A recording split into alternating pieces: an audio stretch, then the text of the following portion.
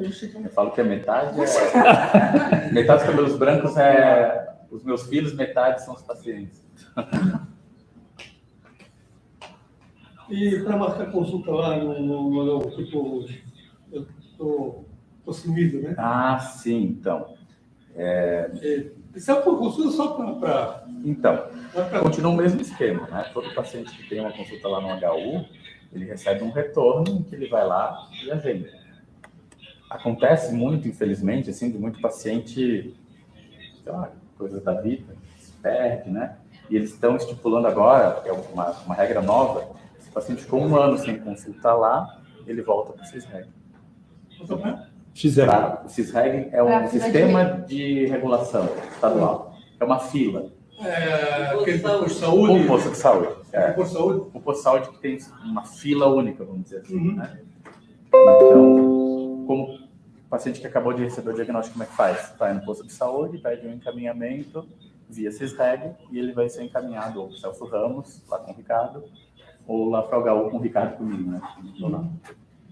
Mas tem muito paciente que acaba perdendo a consulta e fica 1 ano sem consultar, agora eles estão mandando de volta para o CISREG.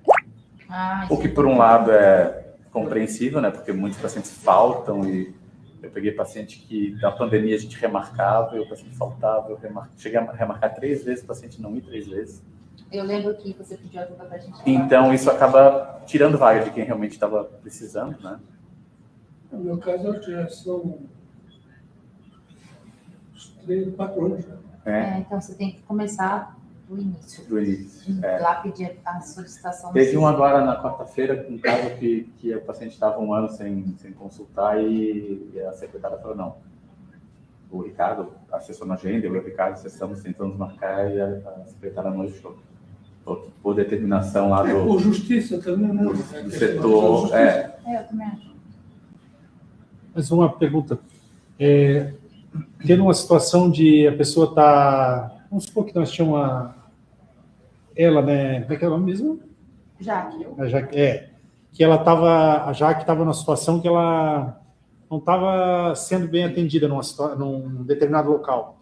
Como que poderia acessar o senhor, através do qual consultório, uma consulta que pudesse marcar, então, para um caso emergencial, não, a pessoa paga e daí onde que ela pode ser atendida para o senhor?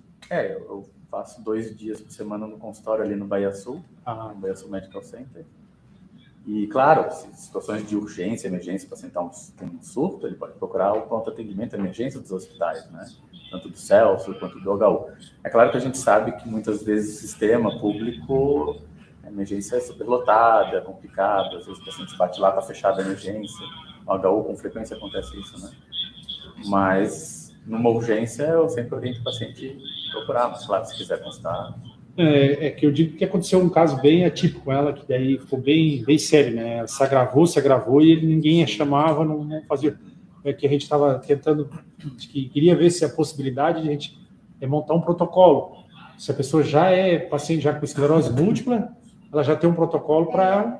Então, mas que acontece? A pessoa, quando solicita no CISREG, o CISREG, por exemplo, chegou no posto de saúde, a pessoa que nem o CEP, ele fala, eu tenho esclerose múltipla e eu preciso consultar. Aí eles vão mandar, mas lá no sistema, que a gente não sabe como funciona nos bastidores, ele vai ser encaminhado, tipo, no Celso Ramos, vai ser direto para o doutor Adalto, para o doutor Ricardo, ou, tipo, vai cair na mão de outro médico? Então, os bastidores, eu também não sei, assim, não sei, mas existe uma agenda do CISREG específica para esclerose múltipla. Porque se o médico ou enfermeira lá que está no posto de saúde colocar neurologia, mesmo que embaixo coloque paciente de esclerose múltipla, vai para qualquer neurogeral. Então, se botar neurologia, esclerose múltipla... Celso Ramos, por exemplo... Celso Ramos tem no HU. Tem vaga, tem. Bem interessante, porque eu fui no posto de saúde, falei com a médica e tal, para encaminhar, né? E ela me mandou para a reabilitação.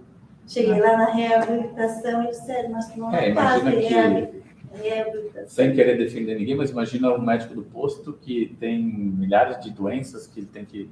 Esclerose múltipla não é uma doença tão conhecida. Claro que a gente batalha para trazer esclarecimento não só para os pacientes, mas para os médicos também, né? Não, mas eu já fui com com o diagnóstico e com Sim, a... mas às vezes o próprio médico não sabe que existe essa vaga no CISREG, né? É isso que é o com problema. a fala Precisa dizer da... para o médico que da há a associação. especificação de neurologia e esclerose múltipla no Isso, assim sistema. como existe neurologia Parkinson, neurologia Alzheimer, neurologia epilepsia, neurologia, você fala, existe Neurologia, esclerose múltipla. subgrupos. Porque, teoricamente, qualquer neurologista atenderia a esclerose múltipla também.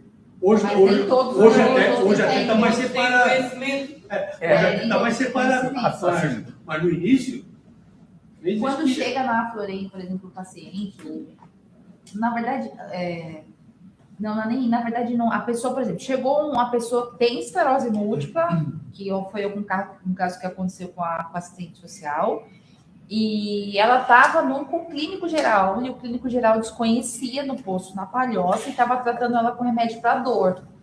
Só que, como que ela chegou? Foi uma coisa assim tão inusitada, porque ela até fez uma campanha, a gente fez uma campanha dentro da associação, que era uma paciente cubana. Eu não sei se ela chegou para vocês no HU. teve uma cubana. A Então. mãe, a filha era médica, né? A filha, acho que era técnica de enfermagem, a mãe, que tem esclerose múltipla, Ela- cubana. Sim. Então, é essa.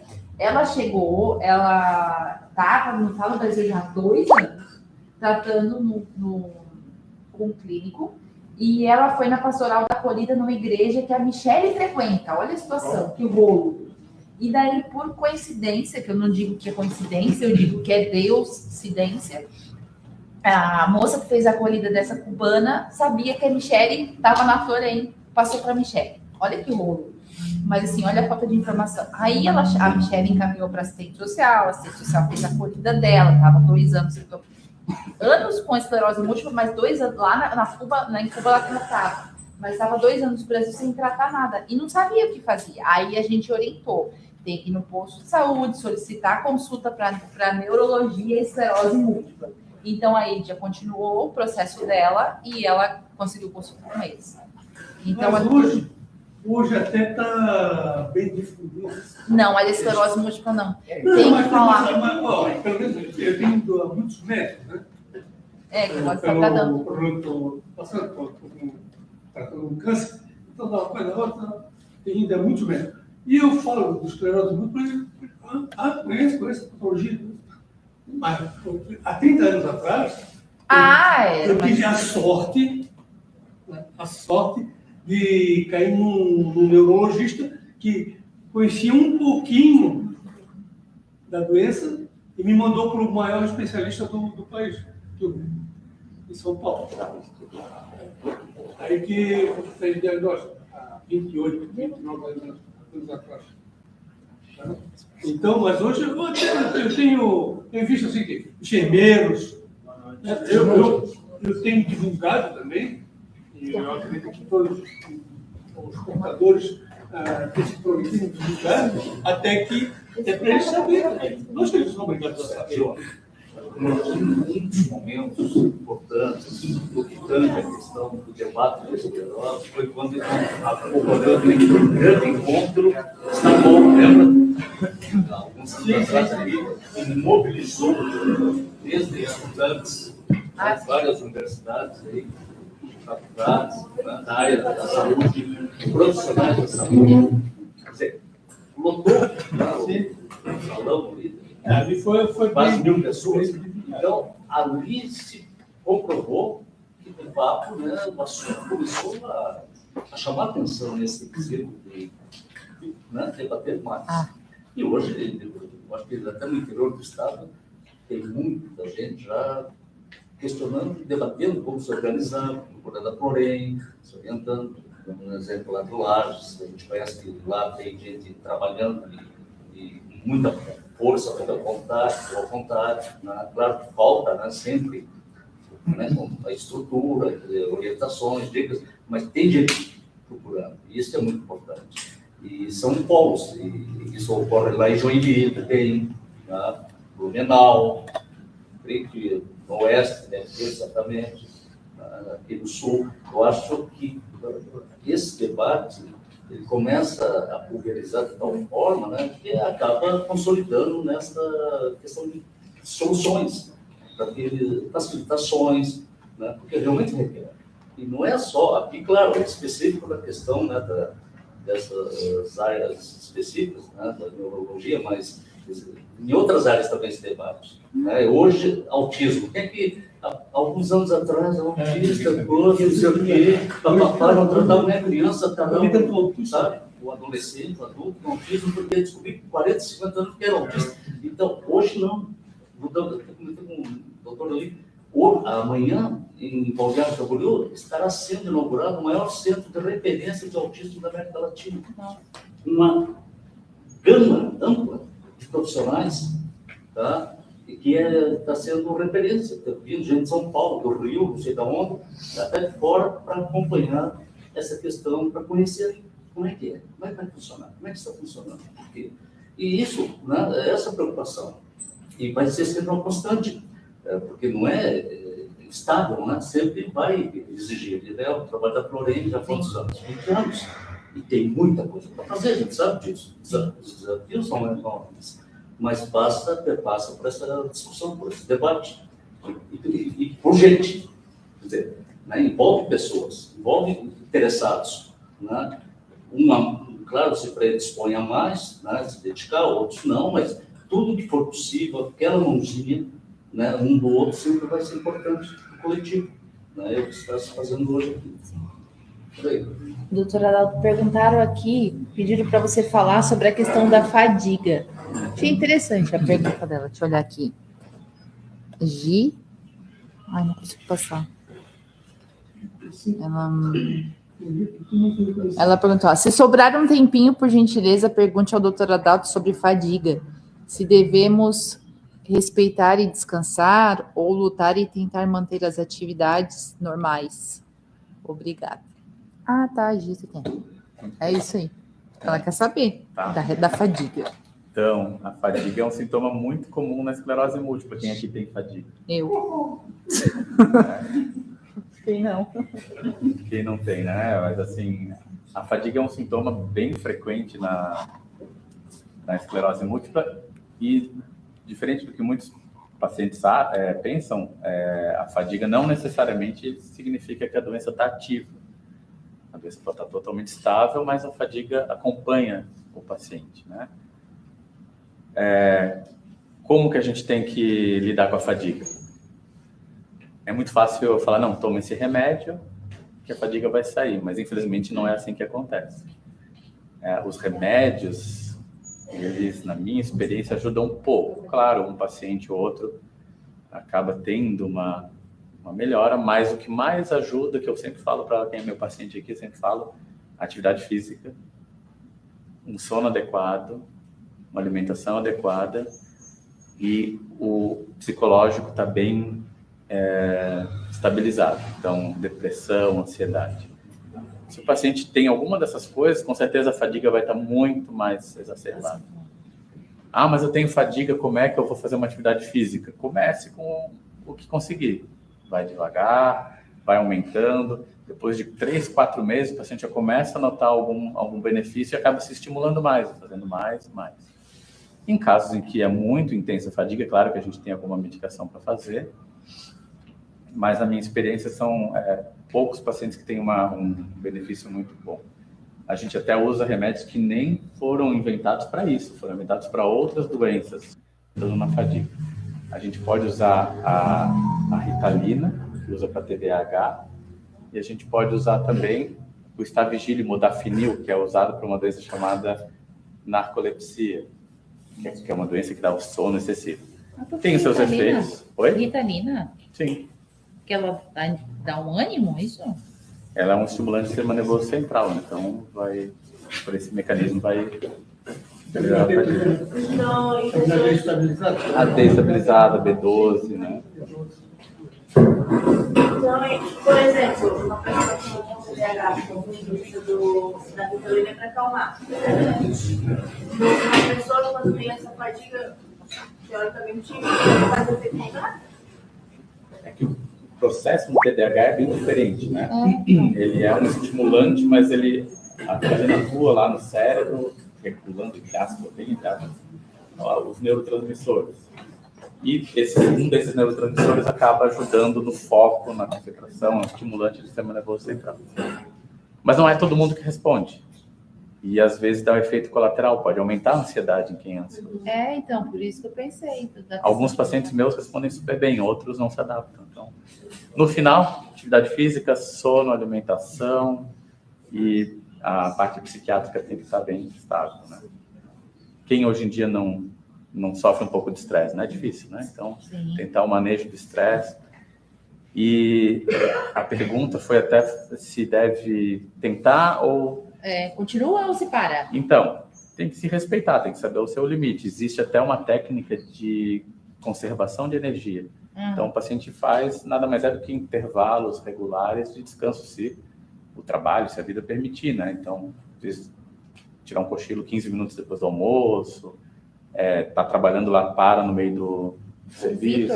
O Vitor é meu fisioterapeuta, e ele falou isso para mim. Teve uma vez que ele falou assim, olha só, você precisa... Aí ele falou essa técnica de fazer atividade, eu faço atividade física 3 vezes por semana. Às vezes, quando eu estou muito cansada, eu faço 2. Mas ele fala, você tem que dormir pelo menos 60 minutos depois do almoço. Eu falei, como? Claro que varia de cada um. Varia de cada um para cada um, né? Se eu dormir depois do almoço, estraga meu dia. Então, aí eu falo, não, eu durmo. Eu falei assim para ele, pode ser 15 minutos? Porque eu durmo 15, 20 minutos. Tem gente que com 15 minutos está ótimo. Eu falei assim, aí ele falou, porque ele falou assim, né? E eu sou muito Caxias, eu não. Sim. 60 não dá, pode ser 20. O ser humano não é tudo igual, sempre, né? não. Existe uma variabilidade, né? Não, então ele me dá muitas dicas, assim. Então, esse daí seria a técnica de conservação de energia, né? Como se fosse uma pilha que vai acabando, daí o descanso vai recarregar, né? Então, não é todo mundo que vai se beneficiar com isso, mas uma boa Dá parte. certo. A questão da fadiga eu tinha muito, né? Tenho ainda, né? Só que quando eu vim de lá do sul, eu sou acompanhando tudo, eu era muito agitado, não parava, estava sempre fazendo uma coisa, outra, sempre outra coisa. Eu cansava muito, eu ficava muito ruim mesmo. Aí a doutora me disse, ó, quando tu vê que vai cansar, para, nada. Não deixa o cansaço chegar em ti, e que me ajudou muito. Quando eu hoje mesmo consegui ver, quando eu vejo que eu estou cansado, eu paro, dou meu tempo e vou de novo. Parou, hoje eu sou pessoa aposentada, me aposentei quando eu fui diagnosticado em 2016. Mas de lá para cá, quando eu vim morar aqui, a minha doutora falou, ó, pelos teus exames aqui, a cadeira de roda está perto de ti. Tá bom, então. Mas vamos fazer o tratamento. Aí eu vim para cá, comecei a caminhar na praia, devagarinho, foi. Hoje eu acho bicicleta. Uso bengala com medo de cair e quebrar alguma coisa. Porque eu tenho 52 anos, mas eu convivo com essa doença há 40 anos. A minha mãe tinha, eu tenho, e meus 2 irmãos também têm. E não é genético. Já tem diagnóstico de 40 anos? Não, eu não. Minha mãe tinha, eu cuidava dela. Eu acompanhei toda a doença e eu vendo as coisas que estavam acontecendo com ela, estavam acontecendo comigo. Mas eu nunca falei para ela, eu aguentei. Quando ela faleceu, eu fiz o exame e fusão na hora. Mas tudo que essas coisas que eu consegui fazer para mim me ajudou. Não deixa cansar. Se o cansaço te pega, tu tá indo contra a doença, tá andando na contramão daí. E dá certo. Domínio. Você tem que dominar. Tu tem que dominar. Não pode cansar, cara. Tu vai estar voltando. Eu já no fundo, porque eu faço tratamento de quimioterapia. Eu fiz hoje. Hoje eu tomo uma. Hoje eu tenho que tomar um comprimidinho para dormir, senão eu não durmo a noite inteira. Amanhã eu tô legal. Eu vou viajar amanhã. Depois de amanhã, no sábado, aí já começa a pegar. Sábado à noite, eu estou de cama. Então confunde um pouco. Aí adormece a mão. Sabe? Eu não sei se a esclerose vem ao vivo, não tem? E começa a ter um desconforto como se tomava a injeção, o rebife, né? Aquele desconforto que a gente tem depois de tomar o rebife. Né? É bem parecido. Então confunde muito. Olha só, falando dessa questão Mas de insônia... é aprender a conviver com a doença. Tu tem que respeitar ela, tu não pode andar na Se tu contramão. não aprender a conviver, tu... Tem que ser amigo dela, senão... senão você se ferra.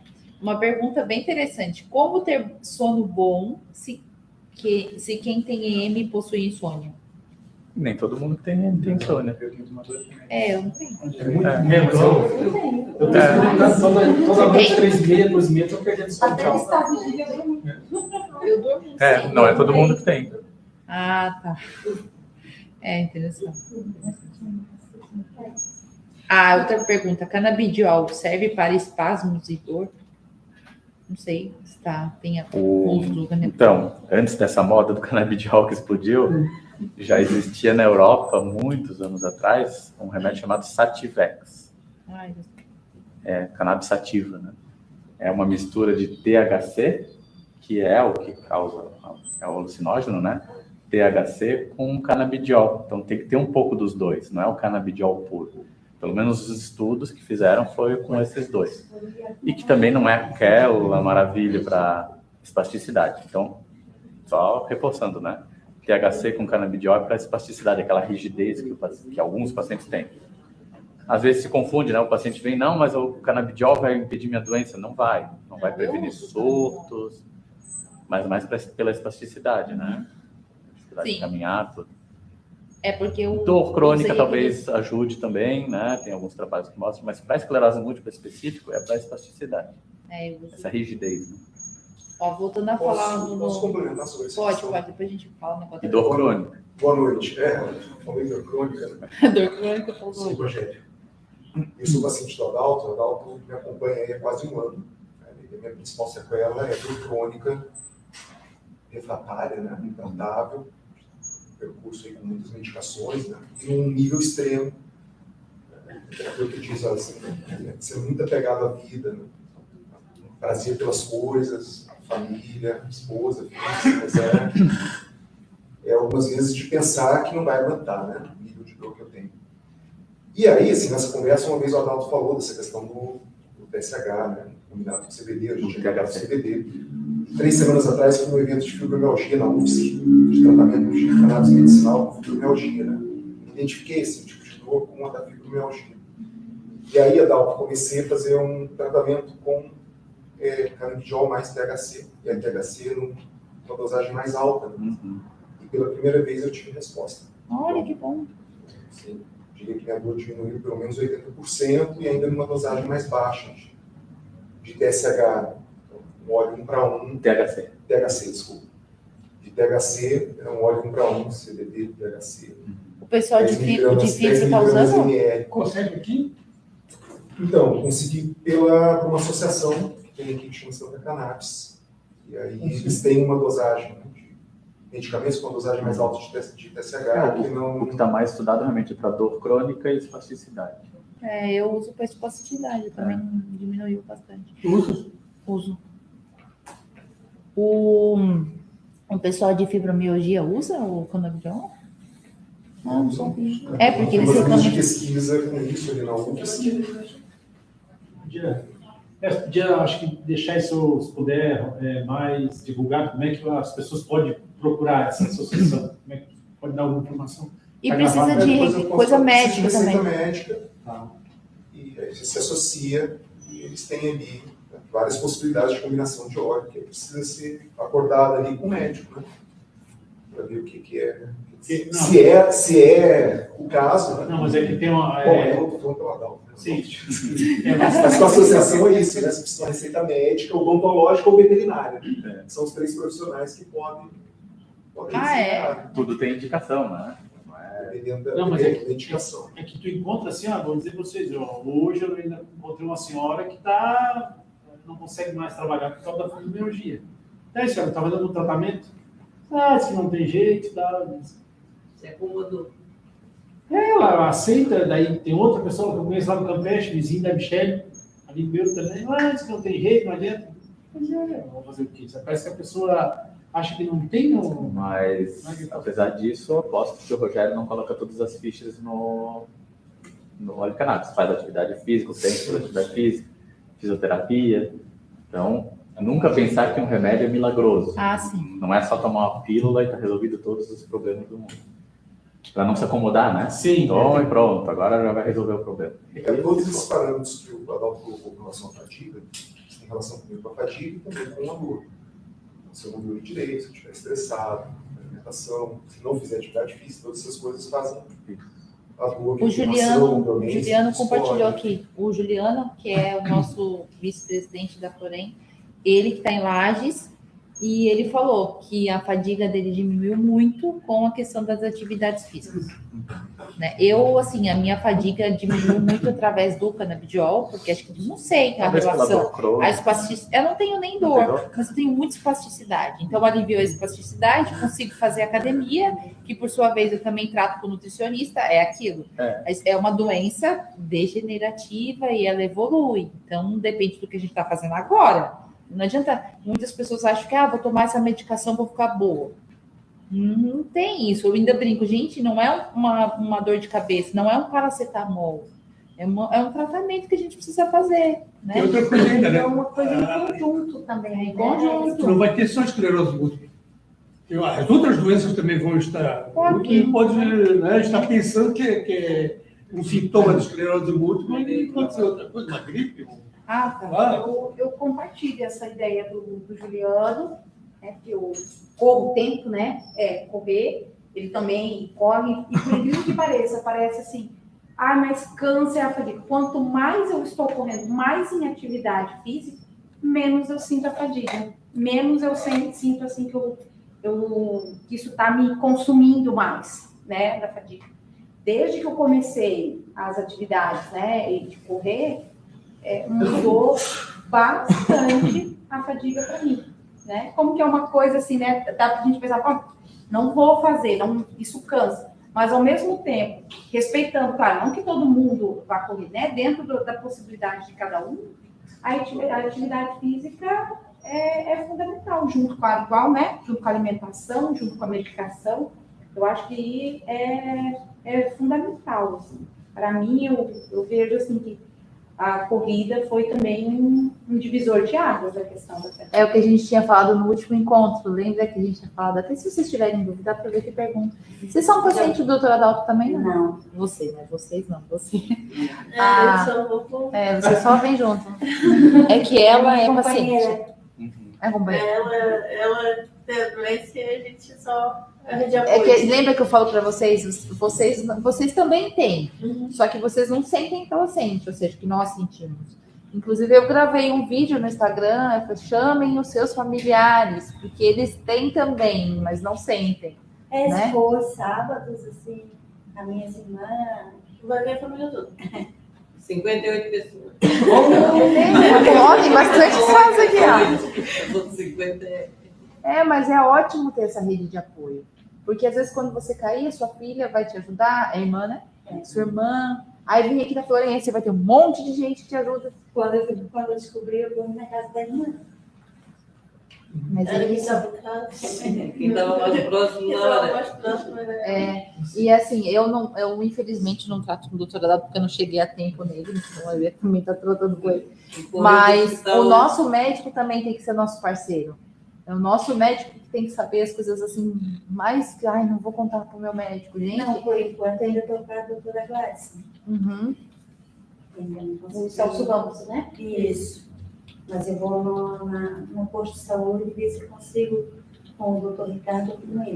Pede, lembra, ambulatório de esclerose múltipla. Vai cair ou com ele, ou só com... Não, só com ele não tem como. É com ele, com o doutor Ricardo ou com o doutor Ricardo.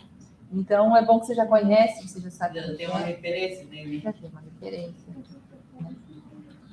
Olha só, teve uma pergunta aqui, voltando depois a gente volta para ela também, de novo, do canabidiol. A Carol. Boa noite, pessoal. Doutor, o THC, quando o paciente utiliza algum antidepressivo, pode acarretar em alguma reação adversa? Não necessariamente. Eu tomo ansiolítico. O que pode acontecer é aumentar, não porque está tomando antidepressivo, mas o THC pode aumentar a ansiedade de alguns pacientes. Não todo mundo, em alguns.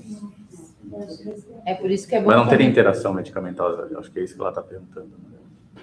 Acho que acho que ela toma um antidepressivo e está perguntando a questão do THC. Às vezes fica com medo também de tomar, né? Sim. E aí teve outro paciente que falou, eu faço atividades físicas, massagem, fisioterapia e uso canabidiol para espasmo. Uhum.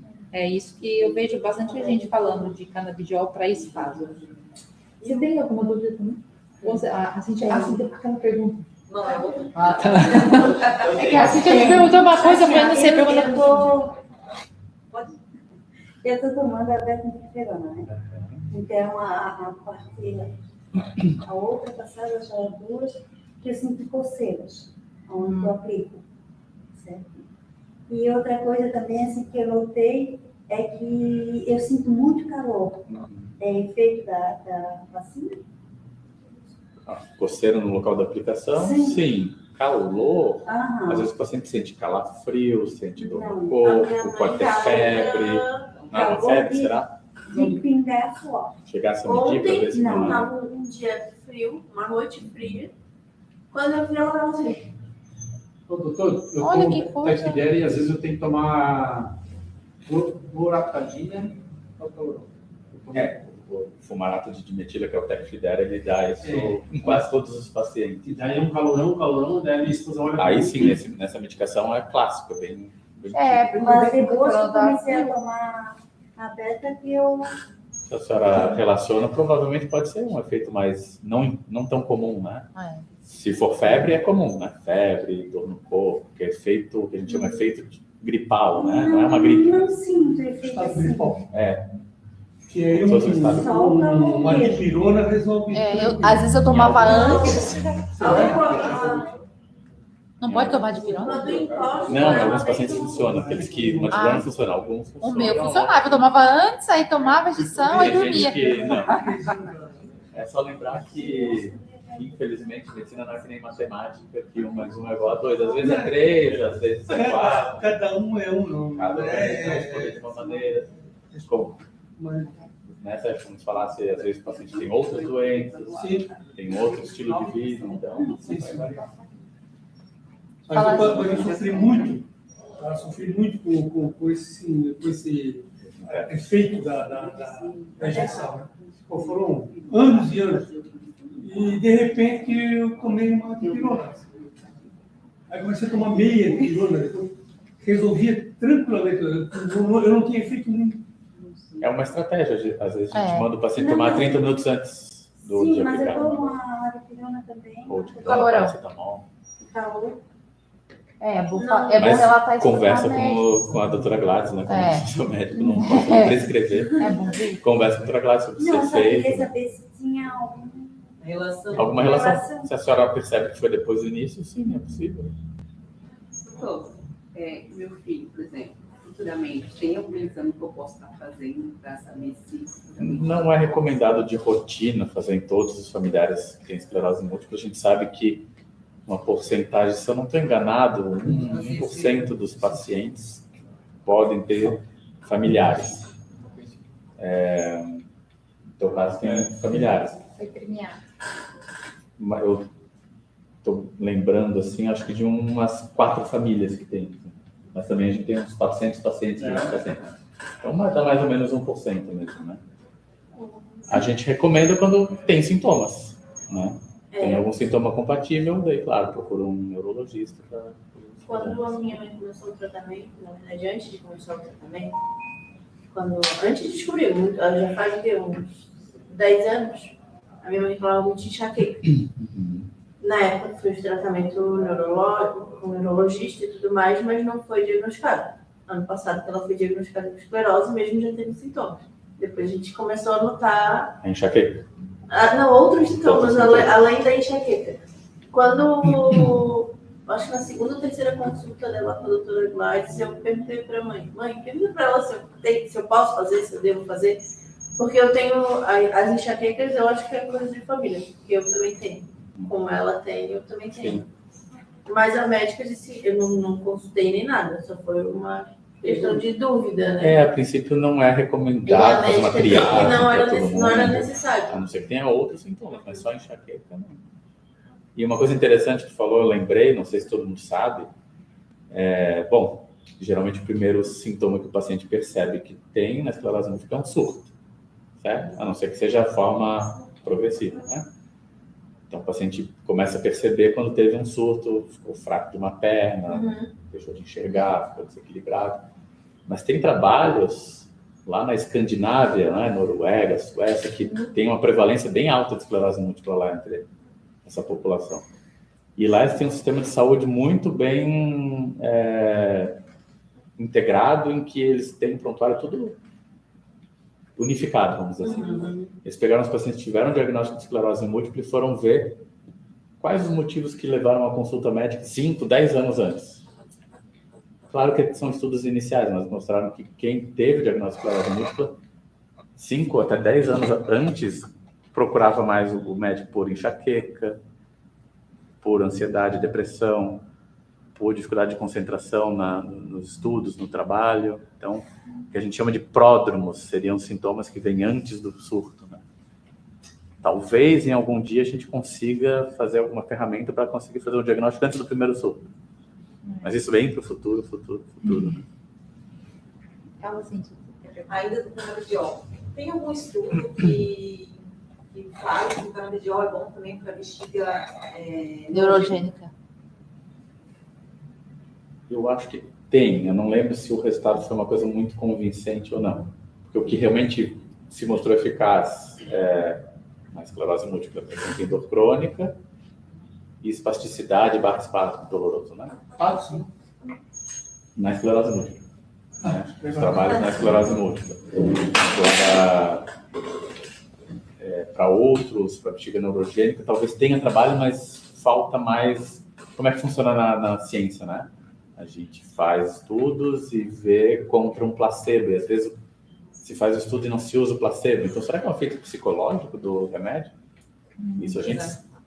Porque eu tomei também, eu senti melhora na rigidez. Quando eu acordo, eu tenho rigidez. Sim, talvez um pouco de espasticidade. Isso, rigidez, assim, parece que eu sou um robô. Tinha que me esticar, assim. E no treino da bexiga também não melhora. Sim. A minha fisioterapeuta pélvica falou a mesma coisa. Porque melhorou a força. E como é muscular... Mas eu acho que é o relaxamento. Sei lá, ela falou assim, continua tomando. Eu falei, tá bom. Porque o desempenho, a questão da força melhorou. Não sei se foi a força. Na época eu não estava tomando tão contínuo quanto eu estou tomando agora. Eu tomei só um restinho que tinha. Ela falou, nossa, continua tomando. Agora eu tenho que voltar para a fisioterapia pélvica e vou falar para ela que eu estou tomando. Porque ela falou, melhorou muito o teu desempenho de umas semanas para cá, agora fica muito bom. Eu acho que pode ser que tenha relaxado e eu tenha feito uma espasticidade da bexiga. Pode ser, porque daí eu conseguia ter mais força nos exercícios, ela melhorou um monte. O que é bexiga? É uma disfunção da bexiga causada por uma lesão, em geral, medular, a medula inerva da bexiga, que faz com que o paciente tenha ou urgência urinária, ou incontinência urinária, em raros casos, retenção urinária. A urina não é liberada, né? Mas no paciente de esclerose múltipla, o principal sintoma da bexiga neurogênica é urgência e incontinência, né? Então, bateu a vontade de ir no banheiro, tem que ir. Eu tenho uma... Boa noite, meu nome é Fabrício. A minha esposa foi diagnosticada agora há pouco tempo com esclerose múltipla e ela acabou conhecendo o Dr. Adalto, por indicação de um outro neurologista. E pra gente, tudo que vocês estão falando é muito novo. Minha esposa está assistindo online, até acho que ela mandou uma pergunta ali, que é uma das perguntas que ela fizeram. Tá. Emily. Aí, então, tudo que estão falando para mim e para ela é tudo novidade. Então, a gente está engatinhando ainda na doença. Então, as perguntas que a gente tem são perguntas que, às vezes, para vocês pode ser algo bastante óbvio, mas para a gente não está sabendo como lidar com essas coisas. E uma das dúvidas que eu tenho, por exemplo, a minha esposa ela teve vários surtos, vários espasmos, né?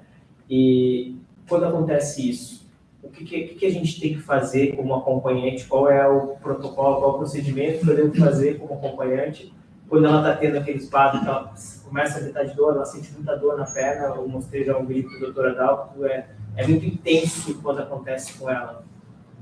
o que a gente faz? A gente só espera, a gente estica a perna, no caso dela, a perna direita, né? Ou deixa solto. O que a gente faz quando está tendo esses surtos? Na verdade, os espasmos dolorosos, por si só, não são surtos, né? Pode ser que o primeiro foi uma manifestação de uma lesão medular, né, que a Emily tem, e isso ficou uma sequela. São os espasmos dolorosos. Na maioria, mas não em todos os pacientes, os espasmos vai diminuindo com o tempo. Às vezes fica. Então, cada espasmo que a Emily tem não quer dizer que seja um surto novo, né? Ela teve um lá. Isso se manteve. Daí existem medicações preventivas, a gente sempre tenta gabapentina, carbamazepina, pregabalina. Em alguns casos refratários, a gente pode até usar, talvez, o canabidiol com THC. A tendência é ir controlando. Na fase aguda ali, tá tendo espasmo, infelizmente, não tem, assim, geralmente dura alguns segundos. Da Emily é um pouquinho mais demorado, né? Talvez uns 15 minutos. Mais demorado. Ajuste da medicação, talvez a doses maiores, né? E trabalhar na prevenção, né? Não deixar o espasmo começar. Às vezes o espasmo é desencadeado por algum movimento. Então, às vezes, quando a gente está examinando, o paciente pega para fazer alguma manobra e o paciente tem um espasmo doloroso. Então, algum movimento pode desencadear. Mas eu acho que isso não deve ser um impeditivo para ele tentar uma coisa. Vou começar agora a parte da entrevista. E, por exemplo, assim, com relação a após a identificação do diagnóstico da doença, ela ainda não está sendo medicada, né? Existe um tempo, assim, de, se você ficar tanto tempo sem a medicação, a doença pode começar a evoluir. Se você ficar tanto tempo sem medicação, você vai ter uma sequela. Existe um tempo para isso? E quais são as sequelas que ela pode ter se ela não tomar a medicação? Bom, a gente já deu entrada na medicação, né? Então tá lá. Amanhã eu vou dar entrada. Porque os papéis estão prontos, né? Dia 28, até agendei dia 28 para levar lá na farmácia. Então, quando está no início do diagnóstico, né? Geralmente a esclerose múltipla ela não é tão, entre aspas, agressiva, claro. Como eu falei, nem todo mundo é igual, né? Mas, em geral, que demora 30, 45 dias, às vezes, para o processo, né? Todo lá na prefeitura, é um tempo razoável, né? Imaginando que antes, né, Suelen, antes demoravam anos para o paciente chegar no diagnóstico e ainda conseguir a medicação. Antes demorava mais tempo. E hoje agora? Demora dependendo da cidade, mas agora não demora. No caso da Emily, quando foi o primeiro sintoma mesmo? Foi uma semana antes do Dia das Mães, ela teve um sintoma. Agora? Em maio. Então, olha só. Super rápido. Quando que a gente poderia imaginar que o paciente em maio teve sintoma e em junho já está dando entrada na medicação? Por exemplo, eu sou paciente já há 24 anos, eu demorei na época 1 ano para diagnosticar. Isso foi em 2000. 2000 eu fui diagnosticado em 2001. Então, tem bastante gente que demorou. Você demorou, Hamilton? Não, Deus foi maravilhoso, foi colocando as portas certinho assim. Às vezes tem essas coisas, né? O meu não demorou lá. Mas hoje em dia tem muita informação. Mas o doutor deu a benção de estar lá o neurologista no plantão do Unimed. Então, hoje em dia está muito mais fácil. Muito mais fácil. Eu não demorou, mas não tinha medicamento, né? Então, com o Google e redes sociais, só colocar neurologista esclerose múltipla. Então, mas são duas coisas, isso é bom. Diagnosticado errado ainda, né? Porque era 2 ml por semana. Às vezes não. Ainda tinha que fazer. Eu tomava 2 ml de rebife. 22 microgramas? 22. Eu sempre tomei, só tomei o 22. O vida inteiro. E era uma vez na semana só. Ou seja, tu ficava 48 horas com efeito e depois... Assim, por isso que tinha muito segundo surto. O Google é bom, mas é ruim. Tem que saber usar o Google. Aí eu estava falando antes de... Não, digo no caso o Google para procurar uma série. Vai no Google, vou morrer amanhã. É bom, site, né? Falando nisso, a Emily me mandou uma coisa, achei no Google, doutora. Não, veio no Google. Para algumas coisas. O que eu faço com essa informação do Google? Exatamente, O que eu queria compartilhar com todo mundo, assim, se alguém não descobriu isso, não contabilizou isso, eu fui tomar um domingo, estava um calor, e fui chupar um simples picolé, inocente. Tá? E assim, ó, paralisou esse lado aqui assim, tudo assim, veio descendo para as costas, endureceu tudo. Então eu fui para a fisioterapia, fazer acupuntura para poder o negócio estar aqui hoje. Senão, esse negócio ficou bem sério, né? Isso é um picolé.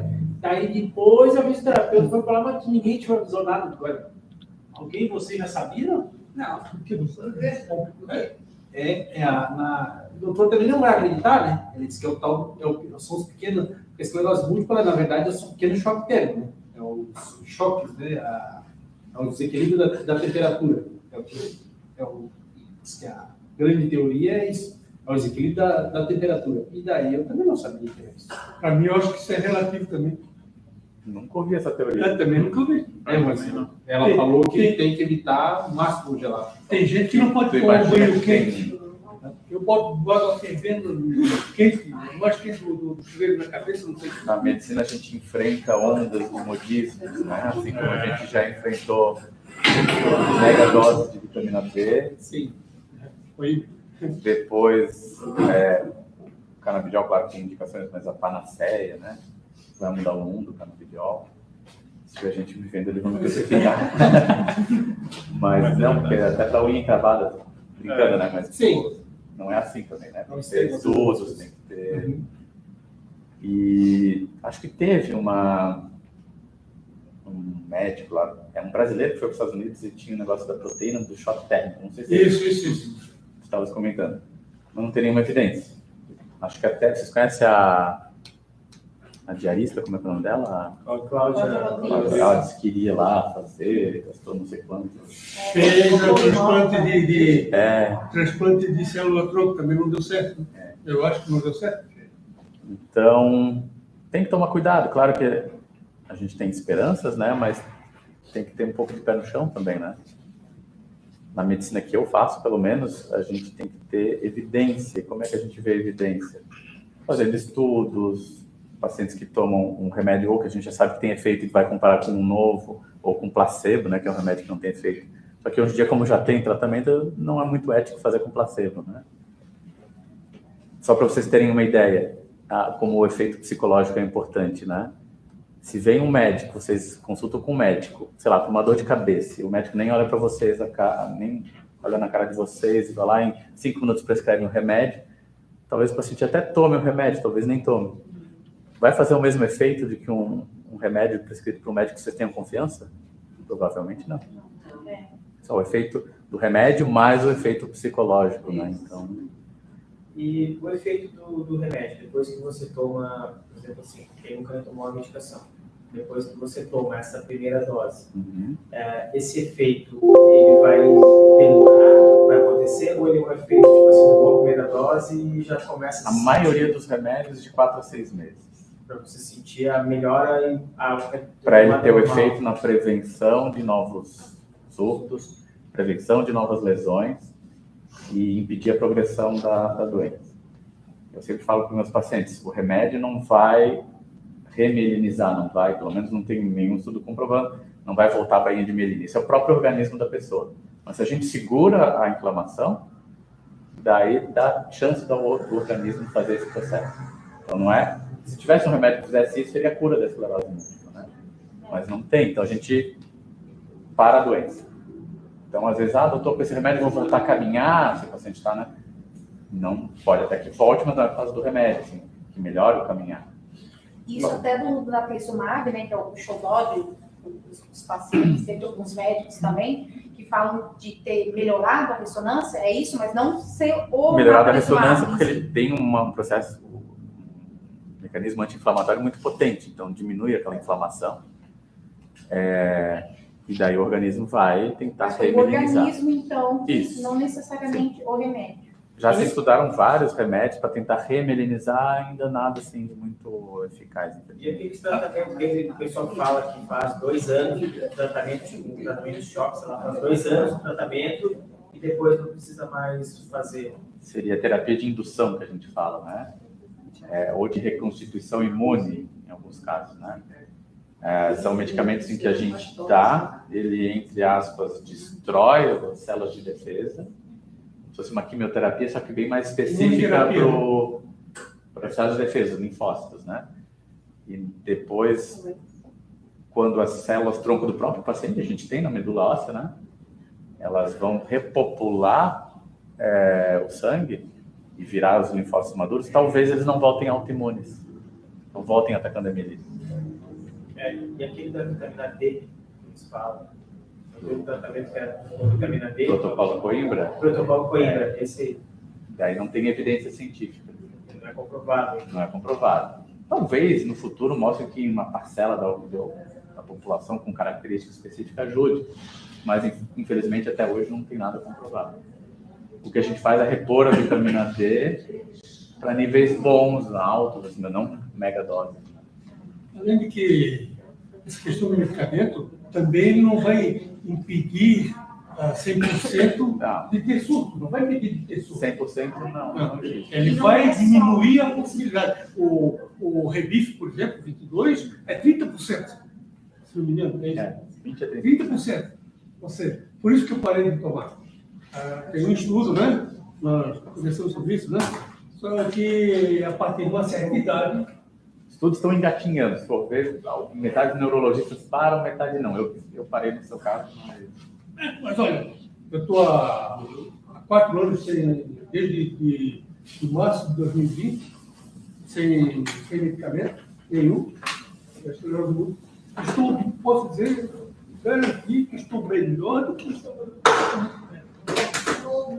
No caso de falar sobre do processo do organismo começar a agir realmente no organismo de 4 a 6 meses, né? Se não, 4 a 6 meses o remédio fazer efeito. Isso. No caso, se, por exemplo, a minha mãe está ok, 6 meses, vamos ver agora que está começando a fazer realmente efeito. Remédio? Se chegar agora e decidir e conversar com o médico, decidir trocar de remédio por conta dos efeitos colaterais, esse processo começa de novo. Aproveitando a ponte, tem um protocolo que o médico segue ou tem que ter para trocar de medicação, de uma maneira geral, assim. Tem o protocolo do SUS. Não, mas não falo do SUS. E tem então, tem o protocolo do SUS, que é bem engessado e difícil de acesso. Exatamente. E tem as recomendações das sociedades, tanto brasileira quanto americana, europeia, para troca de medicação. Não existe uma receita de bolo, né? Às vezes a gente teve um surto sensitivo, leve, recuperou, a gente tolera. Teve uma lesão. Tem centros que é tolerância zero. Teve uma lesãozinha, mas nenhum sintoma, troca a medicação. Claro que a gente vive numa realidade aqui no Brasil, que se a gente ficar trocando, né? Então, tem casos e casos. Então, se tu me perguntar, eu vou ter que saber o teu histórico, ver tua ressonância, fazer exame neurológico, eu tenho que ter vários dados para decidir se é hora de trocar, se dá para manter. Te respondi não, né? Mas, assim, queria saber se tem uma... Não existe, assim, né? Existem alguns centros que recomendam algumas coisas. Então, tem um centro lá no Canadá, do pesquisador chamado Mark Friedman, que ele chama em níveis de preocupação. Então, vamos dizer, só para exemplificar, ele coloca ali no artigo científico, né, um velocímetro de carro, né? Em que aqui não tem nenhuma preocupação, aqui baixa, média e alta. E para cada parâmetro que a gente avalia, a gente vai vendo o nível de preocupação. Então, surtos, se é um surto leve, se é um surto que o paciente recuperou bem, se precisou de pulsoterapia, ressonância, o número de lesões que apareceram novas, se teve captação de contraste, progressão da incapacidade que a gente mede naquela escalinha, né? E a gente vai montando assim, ó, teve um leve, outro leve, troca, se teve só um leve, não troca. Então, tem uma combinação. Isso é só um dos protocolos sugeridos. Tem outros também, né? O protocolo do SUS é o pior. O protocolo do SUS é pior, é muito engessado, né? O Bectrins, né, que é o Comitê Brasileiro de pesquisa de esclerose múltipla, que é como se fosse a Sociedade Brasileira de Esclerose Múltipla, onde estão os neurologistas que estudam isso, eles tentam lá com o Ministério da Saúde mudar esse protocolo, mas difícil, né? Tipo, essa diarista, eu vi que ela trocava um remédio, isso, aquilo, outra coisa. Eu vejo muita gente trocando, mas eu não sei o caso de cada pessoa também. Sim. Não sei, né? Aí meio que me assusta. Eu tenho desde 1999, eu estava tomando uma medicação só, depois de 16 anos que eu troquei, porque eu implorei pro médico. Trocou por falta terapia? Trocou provavelmente por causa de efeitos colaterais, né? 16 anos com muito efeito colateral. 99? Oi? 99? É. É veinha. Oi? A esclerose é bem veinha. 97? 95? Por incrível que pareça, no SUS, intolerância ao remédio é fácil de trocar. Se não se adaptou ao remédio. Se der falha? Não. Não se adaptou no sentido de efeitos colaterais. Agora, para trocar por surto, pelo protocolo, é um surto e mais 4 novas lesões na ressonância. Se o paciente tem um surto na medula, ele pode deixar de caminhar, mas só tem uma lesão. Antes daquela senhora, eu esqueci o nome dela, ela comentou que ela sente um calor, às vezes, quando toma remédio. Eu percebo que a minha esposa, ela relata que ela sente uma queimação, ela não está tomando remédio, mas ela sente muita queimação na outra perna também. É por causa da lesão na medula. E isso o surto pode começar a acontecer na outra perna, por causa dessa queimação que ela sente? Provavelmente isso é da sequela da lesão. Esse tratamento da imunoterapia seria tudo igual para levantar o sistema imunológico? Uma terapia de reconstituição imune? Imune. Seria destruir o sistema imunológico e depois o próprio organismo, as células tronco que a gente tem na medula óssea, né? Ela vai repopular o sistema imunológico. Tá, mas a pergunta é o mesmo mesmo que bioterapia, imunoterapia. Os dois que a gente tem é o alentuzumab, que é a lembrada, e a cladribina, que é uma eu fiz o alentuzumab. Fiz 2 anos, fiz 1 ano. E eu tive que parar que já atacou o pâncreas. Eu tomo, tem 6 meses que eu tomo remédio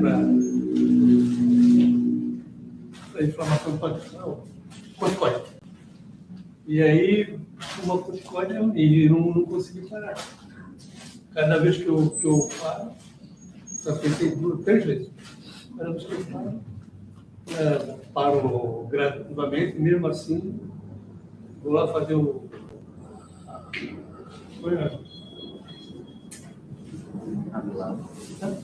Exame de sangue, amilase? A lipase e a amilase, né? Pô, dá uma ensino. Tem que montar. Eu tomo um pouquinho, 2,5 por dia. Mas tem que tomar, senão não sabe se atacou o pâncreas, não tem nada no pâncreas. Foi efeito da eu vou sugerir, agora como vão ser 8 horas, vamos fazer uma pausa rapidinho de 15 minutos. Tem algum horário para sair, doutor? Eu? A gente se adapta ao seu horário. Até que horas vocês estão pensando? A gente fica mais uma horinha e pouquinho aqui. Só pra gente. Tá. Vamos parar uns 15 minutinhos, a gente pode pegar um lanchinho que tem Sim. ali. Tem água ali na frente. Uns 15 minutinhos a gente volta, continua com as perguntas. E depois a gente, mais 1h30. Agora lá para umas 9h30, a gente encerra, 9h15, por aí a gente encerra. 9 horas. Vocês querem ir direto? Ou se vocês quiserem levantar? Bom, se vocês quiserem, sintam-se à vontade, então, para a gente continuar. Se vocês quiserem levantar, pegar alguma coisa aqui. Eu só preciso de uma água lá fora. Água, sim, lá fora. Vou pegar uma água, tá bom. Eu caminhar aqui, ver as mensagens, as perguntas aqui. Desculpa, como está teu nome? Doutora Adalto, Fabrício. acho que o senhor tem que levar o copo. Tem ali? Tem ali. Fabrício, olha só. Eu estou atualmente como atual presidente da FONEM. No papel ainda está a Michele, mas daqui a pouco sou eu. Mas enfim, a gente é tudo muito junto aqui. Então tem a diretoria e tem a equipe operacional. Antes de vocês chegarem, a gente estava conversando com o doutor Adalto e a gente vai pedir para que... O que acontece? A pessoa é diagnosticada e não tem um apoio psicológico, não tem um apoio de ninguém. Então, a gente está pedindo para que encaminhe para a Florem, para que a gente possa fazer o cadastro, para que a gente possa ter esse contato com o paciente, com a família, que eu acho que é extremamente importante. Aquilo que eu falei, né? O familiar também tem a doença, não tem o sintoma, mas tem a doença. Então, você senta-se acolhido sempre. Eu vou cadastrar você, depois a gente pega o nosso contato, a gente troca. Eu, a Jaque e a outra, a Edilene, a gente fica na área social. Então, a gente acolhe todos os pacientes que são diagnosticados, para poder justamente tirar essas perguntas, que muitas vezes você acha uma pergunta boba, mas é uma pergunta muito importante. E, assim, essa questão do formigamento. Pode ser, a gente não é médico, mas a gente pode compartilhar o que os outros falam, que muitas vezes a gente sente. Tá? Então, sinta-se acolhido, você, quem vocês quiserem trazer. É uma vida assim que é normal, eu costumo dizer que é normal, tem algumas adaptações. Eu fui diagnosticada há 24 anos por uma médica que foi professora do doutora Dalton, e ela já está no céu, a doutora Suzana era maravilhosa. E eu lembro que ela disse para mim, quando eu tinha 16 anos, 17, eu ia fazer 17, ela falou assim, olha, você vai ter uma vida normal, mas você vai ter que adaptar com algumas coisas. Vai poder ter filho, vai poder casar, vai poder estudar tudo, mas você vai ter que se adaptar a algumas coisas. E aquilo ali ficou para mim. E eu sempre passo para todo mundo. Eu tenho um filho de 11 anos, sabe? Então é vida normal. Claro, e o meu médico é o meu melhor amigo, porque ele sabe de todas as coisas que acontecem comigo, pessoalmente, tudo, sabe? Então, é uma vida normal. Então, sinta-se acolhido, depois a gente conversa, pega conta, troca figurinha, vocês vão ver, vocês vão se sentir em casa. Até que indicou pra gente foi uma amiga nossa lá da igreja, indicou o Instagram de vocês. A Julie? Não, a Angélica, ela é fonoaudióloga. E eu acho que ela segue por... E aí eu te conheci já pelo teu rosto bem familiar pelos vídeos do Instagram, porque a gente começou a seguir vocês e eu vi que começamos a pesquisar, vimos muita coisa que vocês postaram no Instagram, eu acho que ele também aparece às vezes no... Não, o Reinaldo não aparece, não? Eu apareço. Fica no backstage. Ele fica no back. Tem outras pessoas que aparecem, a Michelle às vezes aparece. Então a gente começou, foi um dos canais que a gente começou a se inteirar um pouco da doença, justamente por isso, por aquilo que você falou, né? Às vezes o Google, o que tu joga no Google tem muita coisa lá. Então a gente tentou pegar um canal de pessoas que já têm essa referência da doença, já tem a experiência de viver com isso, né? E é por isso que a gente começou a seguir, por isso que eu vim aqui hoje. Queria parabenizar vocês pelo trabalho, porque realmente, quando a gente descobre, é um baque, né? A gente fica, tá, e agora? Certo? Ferrou, como é que faz, né? o que eu faço? E o doutor Adalto tem assim, nossa, eu não tenho palavras para agradecer, tem sido muito paciente com a gente, às vezes até demais. Eu acho que, às vezes, a gente, para ele, pode ser algo normal, mas para a gente que recebe isso, qualquer coisa, tipo, caiu um fio de cabelo, a minha esposa, ela meio nervosa, às vezes, que o fio de cabelo segue isso da esclerose, então a gente tem toda essa dúvida, porque a gente não sabe exatamente o que é da doença e o que não é da doença. Porque às vezes a gente tem coisas que pode ser que ela sinta que não necessariamente estão relacionadas à doença. Então, por essa experiência nossa, que às vezes a gente acaba querendo saber exatamente, esse quenturão na perna, é ou não é? Uma dor de cabeça, é ou não é? Então, até a gente nivelar, foi um dos canais que a gente tudo igual no Instagram. Só muda o endereço. Vou dar uma coisa engraçada para vocês. Teve uma pessoa que falou que tomou um sorvete e ficou com a cabeça dura. Ah, sim, falou. Né? Pra mim, e daí ele veio compartilhar comigo. E até eu, tô em 20 anos, ele também tem um monte de tempo. Ai, eu fiquei ruim. Ele falou, o que você sentiu? Você ficou com a cabeça dura? Não, eu já estava comentando aí. Quando saiu, ele está comentando, daí eu falei, o doutor também estava falando que não tem nada aqui. Nunca vi, não quer dizer que não existe. Então, mas não tem, assim... Até hoje a gente... Eu quero dizer... não conheço tudo, né? Eu aprendo com o paciente. Porque assim, eu estava numa fase, modéstia à parte, muito bem. Com todas as minhas vitaminas tudo regulado, tudo bem acompanhado e tal. E, de repente, a coisa descambou de um jeito que, assim, olha...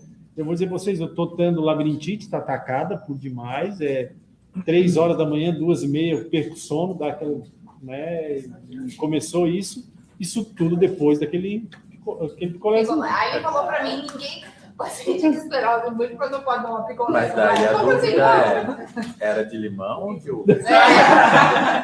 Aí Não vai ficar Dependendo- cara passa com carrinho de picolé. Já entrando nisso, eu vou responder da Emily, então. Talvez já perguntou. Como reconhecer e o que fazer quando estamos em surtos, né? Tá. Como reconhecer é importante, né? Como eu falei assim, acho que eu falei para ele, né? Esse ano vai ser um ano difícil para a maioria dos pacientes, né? O primeiro ano é um ano de aprendizado, Não é saber gelado. o que é, o que não é. Sempre perguntar na dúvida, né? Assim, tem alguma dúvida? Pergunta para o seu médico. E é uma educação. Às vezes a gente tem dúvida, né? Será que eu estou sentindo aqui uma dor no meu dedinho? É da esclerose múltipla ou não é? Eu devo me preocupar ou não devo?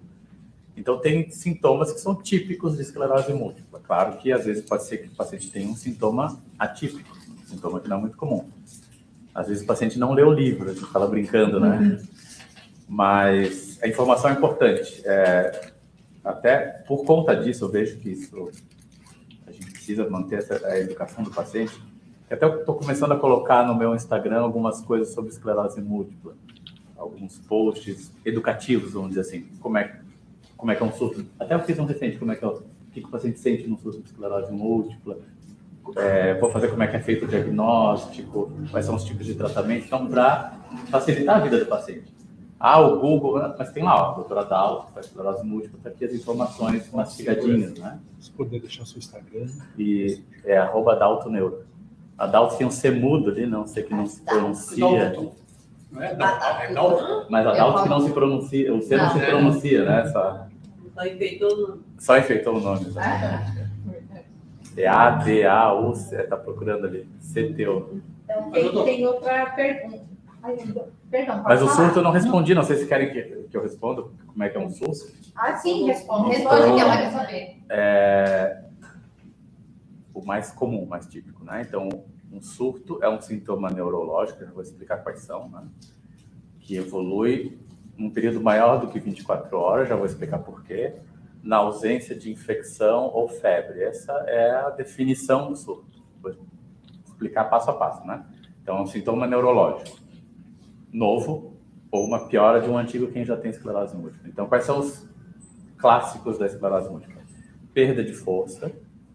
E o padrão da perda de força, mas não é fadiga, né? É a perda de força de não conseguir pegar um copo assim, deixar cair, ou de não conseguir levantar o braço, ou ter dificuldade para caminhar, mancar, né? O padrão da perda de força vai depender de qual região do cérebro que está a lesão. Se pegar no hemisfério cerebral, o paciente pode ter uma perda de força do outro lado, né? Do corpo. Se pegar a medula, o paciente pode ter nas duas ou em uma perna. Assim como a perda de força, perda de sensibilidade, ficar dormente, formigando, às vezes queimando, né? O padrão também muda. Se pegar uma região cervical, pode pegar só um braço. Se pegar no cérebro, pode pegar metade do corpo. Então, perda de força, perda de sensibilidade. Se pegar o nervo óptico, o paciente vai ter a vista embaçada, ou vai ter uma região assim que ele não consegue enxergar. Diferente da visão dupla, que é uma outra coisa. Se pegar os nervinhos, a gente tem nervinhos que fazem a gente movimentar os olhos para um lado, para o outro, para cima e para baixo. Se pegar, que a esclerose múltipla não pega só o nervo óptico, né? Se pegar a origem lá no tronco cerebral desses nervinhos, o paciente, às vezes, um olho vai e o outro não vai. Então, dá visão dupla. Então, eu estou vendo aqui duas pessoas na minha frente, mas só tem uma, né? Então, essa é a diplopia, visão dupla. Então, a diplopia, perda da acuidade visual, vai tudo embaçado, perda de força, perda de sensibilidade. Se pegar uma região que a gente chama de cerebelo, pode ter perda do equilíbrio, ficar tonto, ter vertigem. Dependendo da região da medula, pode ter dificuldade para urinar. Então, urgência urinária, incontinência urinária. Em alguns casos, retenção, né? Segura o xixi, não consegue soltar. Mesma coisa para o intestino, apesar de menos comum. O que mais? Esses são os principais, assim, os básicos. Esse é o surto, né? Esse é o surto. Então, esse sintoma, ele tem que evoluir em 24 horas. A fala mais arrastada, que a gente chama de disartria, vai explicar mais assim. Teve até uma pergunta. Sobre Fizeram isso? Tá. Se tinha a ver, se isso A tem fala, a ver com sim. a A articulação da fala. Então, esse sintoma vai evoluir em 24 horas e vai se manter. Geralmente é mais de 24 horas. O paciente tem, chega um momento, estabiliza e depois, mesmo que não faça nenhum tratamento, ele costuma ir melhorando alguma coisa. Pode melhorar e voltar a como era antes, ou ficar uma sequela. Por que a gente fala de 24 horas? Porque muitos de vocês já devem ter tido, que a gente chama de pseudo-surto, que é um falso surto, não é um surto de verdade. Às vezes está um dia muito quente, ou o paciente está estressado, ou está com uma febre, uma infecção, e sente, minha perna está formigando. Mas daí, se está um dia muito quente, vai no ar-condicionado. A mudança de temperatura também afeta. Isso. Mas isso não quer dizer que seja uma nova lesão, que a doença está ativa. É uma lesão antiga, que aquele equilíbrio que estava deixou de ter por causa do calor, por causa Nessa do mudança estresse. de temperatura, eu tive esses dias. Com o tempo, ela vai reconhecer. Às vezes não, mas na maioria das vezes vai. Por exemplo, eu tava com o meu olho assim, que eu abri assim, tava tudo embaçado. Ai, não, acabei de ter um surto. Aí eu fiquei esfregando meu olho e lacrimejava. Mas eu falei, bom, espero que não seja. E daí passou de 24 horas e passou. Melhorou. Acho que foi só mudança de temperatura, de repente alguma sequela aqui, né? Sim. Passou. O nervo que já não estava 100%. Eu tive já neurite óptica. Tem pessoas que não têm esclerose múltipla, eu, por exemplo, e alguns de vocês aqui, num calor maior, ou numa infecção, a nossa velocidade do estímulo elétrico já diminui. Pessoas normais. Imagina quem tem esclerose múltipla que não tem a bainha de melina, então diminui mais ainda. Mas volta ao normal depois, né? Então, por isso que a gente fala que um surto é um sintoma neurológico novo ou uma piora de um antigo, pode ter uma lesão no mesmo local, que dura mais do que 24 horas na ausência de infecção ou febre. A gente teve agora recentemente internado alguns pacientes no HU, que uma teve dengue, febre, outra teve uma pneumonia. E daí deixou de caminhar. É um surto, não sei o que, vamos fazer corticóide. Não, vamos tratar a infecção. Tratou a infecção, voltou a caminhar. Então, às vezes, alguma infecção pode fazer isso. Sim, mas essas duas pessoas tinham esclerose múltipla. Tinha esclerose múltipla, tiveram uma infecção e esperaram transitoriamente o É isso que sintoma. acontece. Infecção de urina com Então, a gente tem que sempre descartar. O que fazer num surto, né? Começou a sentir, 10 minutos depois, ligar desesperado para chamar o SAMU ambulante. Não. Esperar. Comunica o seu médico, né? E se isso passar de 24 horas, pode ser que seja um surto, daí procurar um atendimento. Às vezes precisa fazer uma pulsoterapia. Dependendo se for um sintoma muito leve, pode ser que não precise. Pode ter surto sem inflamação, doutora Dalto, ou sem acusar na ressonância? Ou todo surto vai ter? Todo surto é uma inflamação, mas às vezes, dependendo da região, pode não aparecer na ressonância, dependendo da técnica da ressonância também. Mas às vezes a gente pega um paciente que teve sintoma clássico de surto, faz a ressonância e não aparece.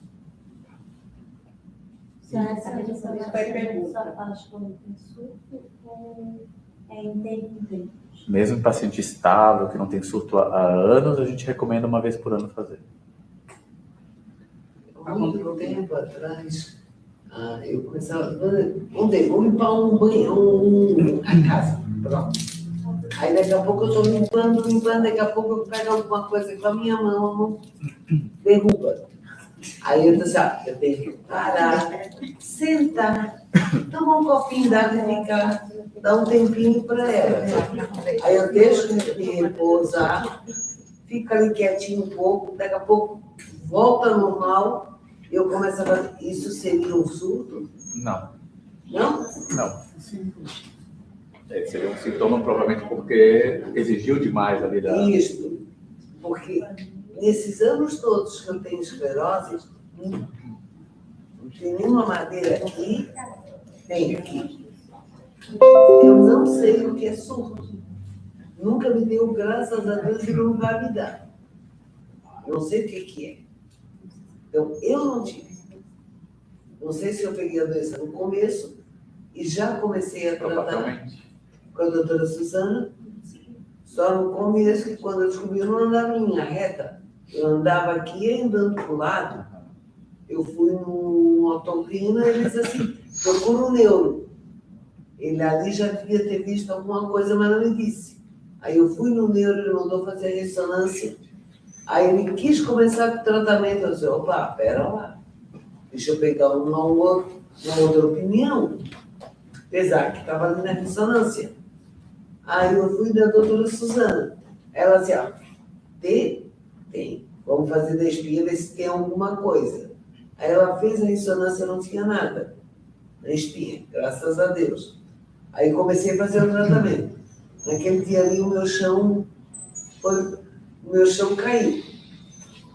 Aí a minha mãe, na época, estava junto comigo, tive que me manter forte, igual uma rocha, não podia deixar para não, por causa dela. Aí eu aguentei ali, aí à noite, como é que tu tá, filha? Não sei, mãe, eu estou bem. Aí eu cheguei em casa, tomei um banho, comi alguma coisa e fui para a cama. Eu chorei até dizer chega. Eu chorei tudo que eu tinha direito. Eu já, acabou. Chorasse tudo que eu tinha direito. Tu tens uma mãe e um filho que depende de ti. Agora acabou, chega, deu. Não vou dizer que de vez em quando não dá uma recaída e começa a chorar. Tá, eu sou feita de carne e osso, mas acabou.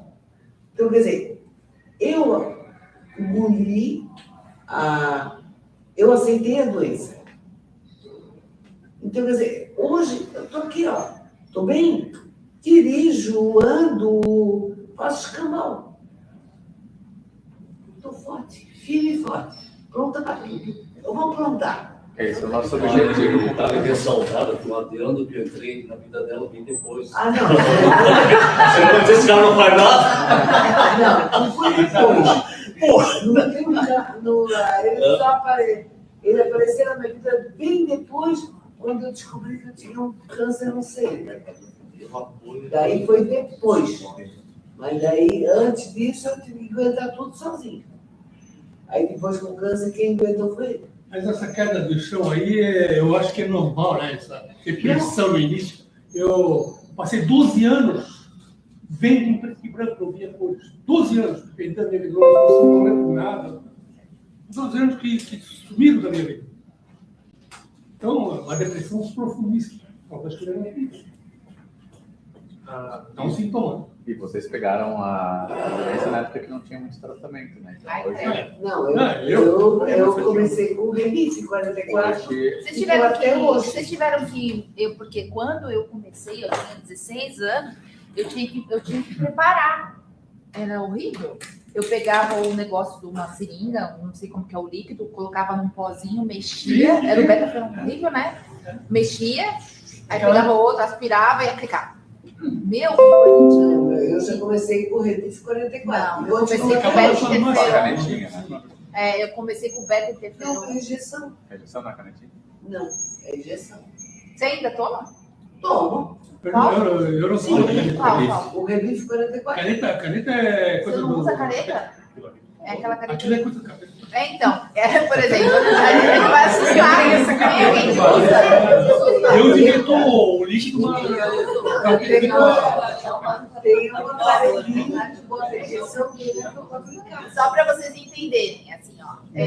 Acredito que ela não deve começar com essa. Qual que é a medicina? Qual que é a medicação que ela vai começar? Natalizumab. Beleza, top. A gente vai ser vida. Essa medicação é vida. Vai começar lá no... Essa medicação é vida. A gente adora. No grupo, todo mundo fala, natalizumab. O Marcelo disse, hoje é o dia do remédio. Ele adora. Porque é uma vez só por mês, na veia e acabou. E antes era, tipo, 3 vezes por semana. E antigamente tinha que preparar. E daí depois... Antes era uma vez por semana, 2 ml. Então. Aí agora tem ainda, não sei, não sei se a sua mãe usa caneta, você está usando usa caneta? Eu odeio já. Então, assusta, não pode falar que aquilo é uma droga, mas é uma droga. É uma vez por semana. É o Avonex. Eu não sei se o Repite tem caneta.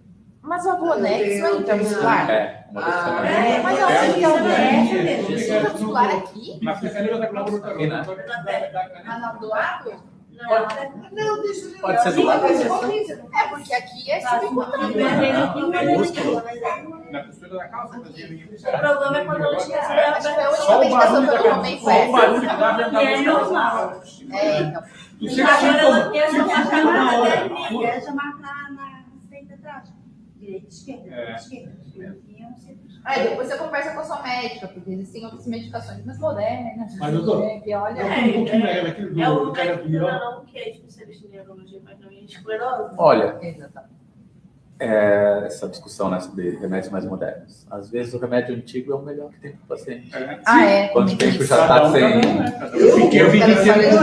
Há mais de 15 Começou com a doutora Suzana com Redife, Foi. depois a Suzana faleceu, veio para mim, tá super bem, não vamos mexer em time que tá ganhando. Exatamente. Ela não tem nenhum efeito colateral assim muito, né? Ela se adaptou bem ao remédio, é o melhor remédio. E não é o caso, se a pessoa tá passando mal, tipo, de repente. Hoje em vale a pena, dia, né? eu não começaria mais com esse remédio, hoje em dia. Mas agora, por exemplo, já pode iniciar com o Natalino, porque antes tinha que fazer um protocolo Se tiver antes. critério, sim. Se tiver critério, sim. Mas Não é tem- qualquer paciente. Não? Tem que ter critérios de gravidade. O IDSS, no Pelo SUS? Não. Pelo- Pelo SUS, o paciente nunca usou remédio, que a gente chama de virgem de tratamento, tem que ter pelo menos 2 surtos graves, severos, com capacitantes, com pelo menos 9 lesões na ressonância. Tem todos os critérios. Assim. Tá. Mas não se começa hoje em dia com esses beta ou rebifio, ainda começa. Tipo, já depende. É uma opção minha, eu não começo, por alguns motivos, né? Tem coisa melhor. Mas alguns pacientes é o que é o melhor, então não vou tirar. Né? Também. O paciente que tem uma doença muito leve, Uhum. por exemplo, que quer engravidar, é um remédio seguro na gestação. Esse rebifio? É. Mas aí continua tomando para não engravidar? Entraram nessa discussão, Entraram, segunda pessoa falou com perguntando, sim, estava falando Os do grupo. interferons, Sim, tava falando. os interferons e o glatirana, que é o Copaxone, são seguros na gestação. Até em bula. Então não precisa parar. É que nesse caso, porque no grupo lá falaram, tinha uma moça que ela perguntou se tinha que tomar medicação, alguma coisa assim, né? Ela estava no natalizumab. Mas a O médica dela era dela uma... disse que era para parar.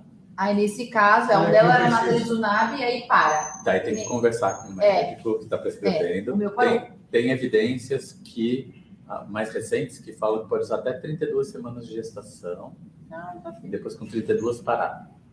Porque eu também fiquei grávida em 2012, né? Ele nasceu em Mas às vezes 2013. o caso grave não tem como parar. Não Pode parasse, parar não. e... Eu parei. Não parasse? Na época eu estava grávida, eu parei, eu estava com natalizumab, aí eu parei. MAB. Natalizumab. MAB. Natalizumab? É. Tá, então, tava com esse. Aí eu parei, e só que o meu sonho era amamentar. Né? Aí os meus amigos falavam assim, quem já minha mãe aqui, já amamentou, eu falava, você é doido, você vai lá no céu de dor e volta. Aí eu falei, mas eu quero ter minha experiência. E daí o médico segurou, aí eu falei assim, aí primeiro ele falou assim, você vai voltar a tomar depois de 15 dias. Eu falei assim, tá. Aí depois ele falou que eu ia voltar a tomar o Natalizumab depois de 30 dias. Eu falei assim, ok, pelo menos, mas eu estava ciente que eu poderia ter um surto, porque isso tudo a gente conversou, né? Mas eu queria.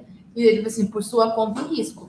Eu falei assim, tá. E daí eu amamentei 20 dias. No 21º dia eu comecei a ter um surto, daí na fala, foi o surto mais difícil assim, que eu tive, nos olhos, na fala. E foi tão interessante que quando eu tava falando, sei lá, me enrolado, eu não percebia que eu tava falando assim, mas ele percebeu. Daí, por fim, já me enganou, aí comecei a dar suplemento pro meu filho. Comecei. E aquilo também, esqueci teu nome. Isso tem muito na esclerose múltipla, a gente esquece. Então, assim, eu sempre costumo dizer nos encontros, principalmente quando tem paciente novo, quando tem familiar novo, não é porque você viu a pessoa com cadeira, ou ficou com vou ficar assim, não. Eu sempre digo, olha para sua mão e vê se tem algum dedo igual. Nem as duas mãos que os dedos são parecidos são iguais. Então, assim, ver o dia, tomar medicação, escutar o médico, e compartilhar com o médico se não tá passando bem, se não tá, sabe? Se compartilhar com o médico, porque é a pessoa que vai realmente entender e viver e não se assustar com, eu vou ficar na cadeira. Não necessariamente. E não se comparar, né? Não Porque se a gente comparar. se compara muito. A minha As lesões amiga. da Suelen é diferente da minha, a dela é medular. A Michelle, por exemplo, é minha amiga. Então, ela vai tomar um remédio que vai ser próprio para ela, eu vou tomar um remédio que é próprio para mim. Mas ela está tomando aquele que é mais novo, eu também quero. Mas às vezes não é o mais adequado. É o mais adequado. Né? É o confiança e seguir o que o médico fala. E a possibilidade de ter uma melhora aí. Sim, Eu já usei bengala, já usei bengala, quem quiser. Uso hoje até, mas para andar assim, deixo mais longo e tal. Mas hoje eu pesco no mar, em alto mar sozinho, lancha, motor, né? Sem problema. E não ir para os eventos assim, eu vou com medo, porque não, vem. Depois, às vezes tem alguma coisa nova, algum tratamento, tô fazendo isso, isso é legal, né? Então, compartilhar. Isso que você falou, eu percebo que é uma das preocupações, né? Tipo, o amor está em todo lugar, no aperto de mão. Tem a lesão na medula, né? Pode aparecer novas lesões. Aparecendo essas novas lesões, ela pode ficar de cadeira de rodas, ela pode ficar cega. Isso que ainda gera um pouco de dúvidas, né, com relação a isso. Como vai essa nova lesão? Vai aparecer de que maneira? Se ela fizer muito exercício, vai aparecer de forma natural? Como é que vem essa nova lesão? E caso venha uma nova lesão, agrava o quadro? Como é que funciona isso? Eu lembro que quando eu era novinha, que eu estava com a doutora Suzana, eu estava na faculdade. Fazia estágio. Eu sou sempre fazendo um monte de coisa, sempre. Desde que eu me conheço com esclerose múltipla, a doutora Suzana pedia para eu desacelerar. Mas sempre que eu tinha alguma coisa diferente, que eu não achava, não, isso aqui não tá certo. Eu lembro uma vez que eu ia para um café e a minha sobrancelha ficou assim, e a minha boca ficou assim. Eu falei, cara, o que é isso? Aí estava espasmo, né? E ficou um tempo assim, não estava muito assim, eu estou exagerando, mas só para mostrar. E daí eu observei aquilo ali, daí eu fui no médico no dia seguinte, já tem segundo dia, ela falou assim, é um surto facial. Aí, entendeu? Sempre eu ia com ela, na dúvida, eu ia com ela. E daí, tipo, era isso, entendeu? A gente não sabe o que é. Às vezes o pessoal no grupo pergunta, gente, vocês já viram, né? Tô sentindo isso, isso e isso. O que vocês acham que é não sei o quê? Então, aí as pessoas, pode ser isso, pode ser aquilo, mas na dúvida, já passou de 24 horas? A pergunta sempre é. Então, vai melhor ir no seu médico. No grupo, assim. Tu escuta, tem sorte que já está pegando a Ferrari. É verdade. Está pegando a Fusca. Nem Fusca, né? Eu quero um corrido. Então, a tua esposa está lá, está acima de... mas você qual é a percentagem do 70, 80%. 70 ou 80%? Você era 30? Meu era 30? Dela também. Eu tinha que preparar. Eu não largo meu Fusquinha. Deixa você no seu Fusquinha tá andando. Meu Fusquinha tá muito bom. Às vezes o Fusquinha leva onde essa Sim. E uma Ferrari pode bater no poste. Mas a possibilidade de novo surto diminui bastante, né?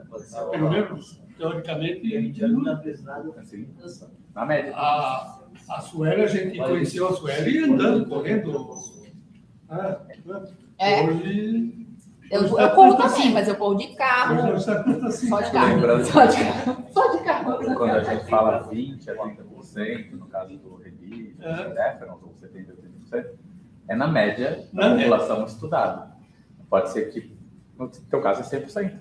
Controle de surto. Vai ter gente que vai dar 100%, vai ter gente que vai ter surto logo em seguida. Então, na média, claro que o Rebis acaba sendo 20% a 30%. Meu último surto foi o quê? Uns 12 a 15 anos atrás.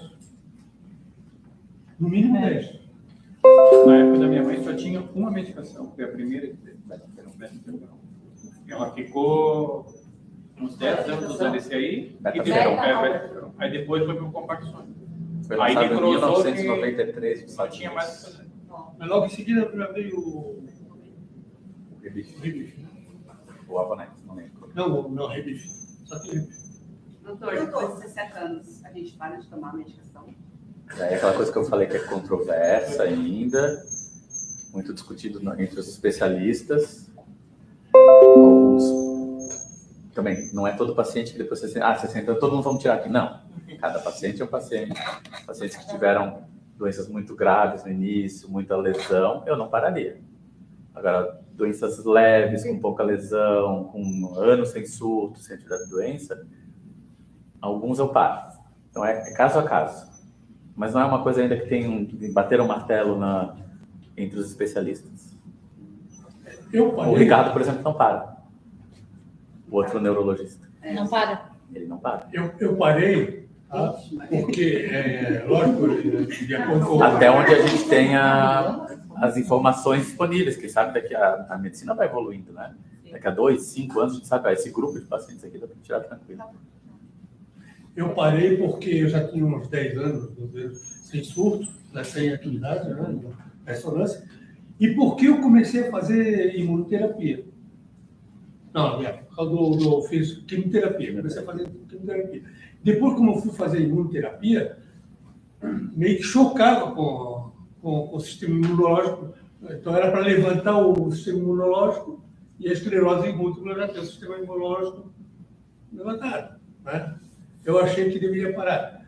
Começamos e aí tem aquele linha de estudo que, com um longo tempo sem atividade na ressonância magnética, né? E sem surtos, mais de 60 anos, né? 68 anos. Não parece que... Você ia fazer uma pergunta? Não, é simples, mas me confunde. Pseudo-surto é a mesma coisa que exacerbação de surto.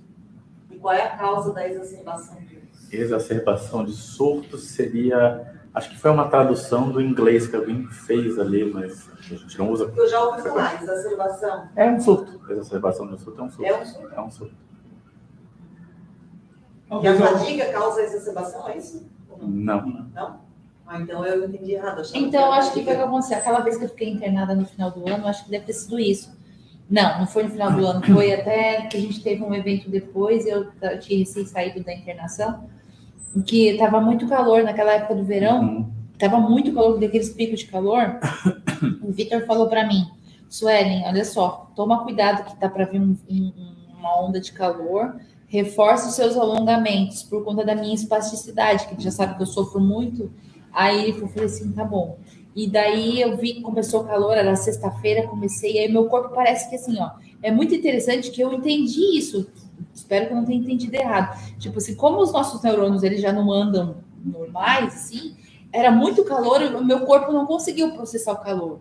E daí, aí fui ficando mais rígido, aí passou o calor, passou aquele verão, ficou uma semana assim, aí eu cheguei e falei com o doutor Luciano, não é normal, porque já estava ficando melhor, assim, não é porque a minha perna tá dura, ficou tão rígida, que eu tava andando, parecia um robô, assim, ó, tão espástica. Eu acho que deve ter sido isso. Calor, mas ele não é um surto novo, né? Não, é exacerbação. Já teve um surto e aumentou o surto. Não, é uma exacerbação. Quando eu ia caminhar, eu mancava da minha perna esquerda. Eu achava que isso era uma exacerbação de um sintoma que eu tive. É que um dos termos em inglês para surto é exacerbation. Isso, perfeito. E aí eles traduziram para exacerbação. Mas para ver que exacerbação no português e no inglês também, né? Significa aumento, né? Mas assim, no inglês eles usam sinônimos para surto exacerbation. Mas... Não, mas... É uma irritação, é um efeito de sentir um pouco a mais. Mas para facilitar, é um surto e um pseudo-surto. Mas eu tomei a cortisona, enchei um monte e fiquei boa. Não, mas não poderia ser um surto? A minha perna, não, porque não durava 24 horas. Isso. A minha perna esquerda era mais rígida, mais fazia diferente, né? Sim. Aí eu caminhava, às vezes, 15 minutos, já começava a tropeçar. Sim. Na minha ideia, isso aí era um aumento, uma exacerbação de uma sequela. Uma exacerbação dos sintomas. É. No português, claro, pode ser exacerbação dos sintomas. Mas não é Mas nos Estados Unidos, eles estudam, na língua inglesa, né? Eles usam como sinônimo de surto. Mas tu tem problema na perna? causa do Se eu fizer muito esforço, vai esquerda sim. Então. Às vezes acontece Isso o paciente ter lesão e não sentir nada. Muitos de vocês já devem ter tido lesões assintomáticas. Você estava fazendo ressonância de controle, apareceu uma lesãozinha lá, não senti nada. Sim, também. O cérebro tem uma reserva, né? A medula é um pouco mais difícil. Mas eu tive um paciente que nunca teve surto. Ele foi procurar primeiro um ortopedista porque ele jogava bola e já nos 30 minutos do segundo tempo começava a travar a perna, a mancar. E daí foi no ortopedista. Não, isso não é ortopédico, vai no neuro. Na investigação, um monte de lesão, mas ele nunca teve, classicamente. Por quê? Porque naquele momento que apareceu a lesão, não foi o suficiente para ele ter os sintomas. Mas se ele exigia um pouquinho mais do corpo, que é jogar bola, ele sentia. Então, o surto foi no passado. Só a lesão, ele não sentiu nada. Mas depois, quando ele aquecia o corpo, né, exagerava um pouco nos sintomas, nas atividades. Isso daí são pseudo-surtos dele. Esse é o pseudo-surto. É um pseudo-surto. Mas é uma exacerbação de uma sequela. Pode ser uma exacerbação de um sintoma, Pode tá? ser, eu acho. Né? Aceito o termo. É que eu não uso esse termo. O carro ficou dando uma falhadinha no motor. Pode ser. Eu acho que é mais uma questão de interpretação do português. Né? Uma sequela pode ser reversível. Porque tu pode falar assim, exacerbação dos sintomas ou exacerbação da inflamação, daí são surtos. Sim. Meu primeiro surto eu tive isso mesmo na perna direita. E voltou, normal. A perna direita hoje é normal. Aí depois o segundo surto, aliás, o terceiro surto, o primeiro foi no rosto. O terceiro surto foi a perna esquerda. Perda de massa muscular. Quando que acontece que o pessoal fala que às vezes pode ficar cego? Que momento que isso pode acontecer? Na esclerose múltipla é muito difícil cego, assim, né? A neurite óptica, né, a inflamação do nervo óptico, ela costuma dar uma alteração na visão, é uma perda da acuidade. Então, se eu colocar lá um texto, eu não vou conseguir ler, está embaçado, né? Agora, uma visão de preto, assim, de não enxergar nada, a gente já acha estranho e vai pesquisar outras doenças. Né? O meu ficou. De zero, não está enxergando nada. Do olho direito. Ela fez zero. Ela só notou, na verdade, porque quando ela fechou o olho esquerdo, porque eu não estava. E agora está zero, por exemplo. Voltou? Não, voltou. Voltou. Voltou, mas quase. Então, primeiro, que não costuma ser tão grave, mas como eu falei, cada paciente é um paciente. Não costuma ser tão grave e a recuperação costuma ser boa na esclerose múltipla. Então, claro, tem algum paciente aí que pode ser que tenha um surto mais intenso, mas se o paciente realmente tem uma perda visual muito grande, a gente pensa em neurobilite óptica, em MOGAD, pensa em outras doenças. O que é aquele negócio que o olho fica tremendo? Nistagmo. Nistagmo. Nistagmo. Tem o hino. Mas isso seria produto de um surto também, né? Sim. Seria uma neurite? Não, porque em outras áreas que comandam a movimentação do olho. O nervo óptico é só... Não, o trigêmeo é sensibilidade. A gente tem 12 pares cranianos. O único nervo craniano que afeta é o nervo óptico. Nem o trigêmeo. O trigêmeo, o problema está lá da saída dele. Então, aqui tem o tronco cerebral, tem vários núcleos que vão saindo dos nervinhos aqui, né? O único nervo que afeta, depois que sai do tronco cerebral, é o nervo óptico. E daí eu pergunto para os residentes lá no HU, por que o nervo óptico é premiado? Vocês já ouviram falar em bainha de mielina, né? Sim. Tem uma célula chamada oligodendrócito. Isso ali já deve ter lido alguma coisa, né? Que reveste ali. Ele que produz a bainha de mielina. Esse oligodendrócito está no cérebro, na medula, e é o único nervo que o oligodendrócito reveste é o nervo óptico. Todos os outros nervos cranianos e os nervos que vão para as extremidades são as células de Schwann, é um outro tipo de célula. São parênteses assim, científicos para explicar a diferença. Então, quando a gente fala, eu tenho paciente que tem neuralgia do trigêmeo, mas não é bem a inflamação do nervo, é do núcleo que sai lá do tronco cerebral. Mas pode confundir, né? Meu primeiro surto, eu tive aqui, como é que chama, né? Paralisia, né? Paralisia facial, paresia facial. Paresia. E foi um ano antes de eu ter o diagnóstico. foi tratado como Bel. problema do neurotrigênio. Não resolveu, quase morri por causa do medicamento forte. E até hoje eu tenho. Mas esse caso do trigênio não tem. Vamos supor, a minha mãe teve esse problema e ela faleceu com isso aí. Ele não volta, eu acho, né? Ela ficou um bom tempo, ele ficou uns 2, 3 anos tendo aquelas crises horrível. Só morfina para. A gente tem um outro paciente lá no HU que da esclerose, claro, o neurotrigênio também, o neurogetrigênio pode também ser pela esclerose múltipla. Tá ótimo. Mas não o trigênio que incomoda. Nada. Acho que dói muito, né? Faz o balãozinho ali. Apesar do problema não estar no nervo, às vezes faz o balão e melhor.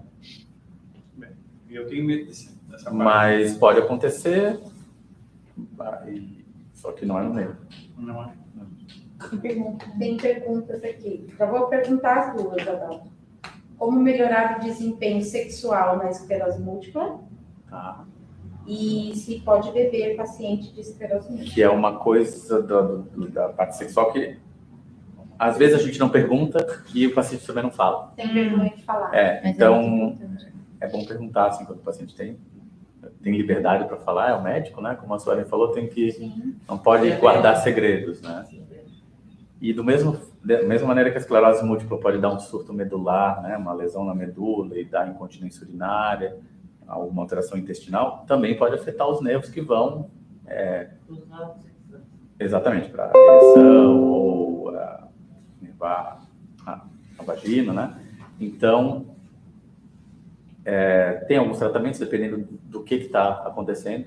É uma dificuldade na ereção, então tem remédios, Viagra e etc, né, que ajudam nisso daí. É uma falta de libido, então tem remédios que vão tentar melhorar a libido. Então depende dos sintomas, é um tratamento sintomático. E de novo, o que eu vou falar? O que não é remédio que pode melhorar a atividade sexual?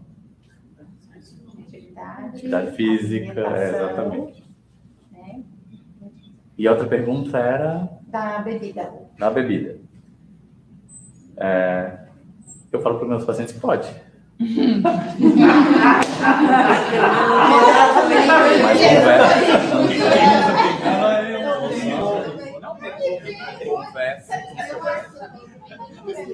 A doutora Suzana. A doutora Suzana falou assim para mim, Suelen, pode beber. Desde que você não caia na rua. Claro, pode beber, você não vai tomar uma garrafa. Eu respeito todo mundo, né? Cada um, mas não tem como, é inadmissível. As coisas não fecham, fazer uma conta que não fecha. Do quê? O álcool em si e o medicamento. Porém, depende também do copo. Posso fazer um parênteses, então? Eu falo que pode beber, claro, não abusar. O álcool não vai cortar o efeito de remédio, nem nada disso. Mas alguns remédios podem dar alguns efeitos colaterais que o álcool vai exacerbar. Então, qual que é o remédio que você está tomando? Tecfidera, o calorão vai dar. Aí, ó. O fumarato de metila. Quem toma álcool, tomar o Tecfidera vai sentir Exatamente. assim, pegando fogo. Então, o Tecfidera é um remédio que eu explico. O álcool pode aumentar os sintomas de azia, náusea, vômito, diarreia e o rubor facial, né? Pode aumentar. Agora, se o paciente toma lá uma tacinha e não sente nada, beleza, para ele tá tudo tranquilo.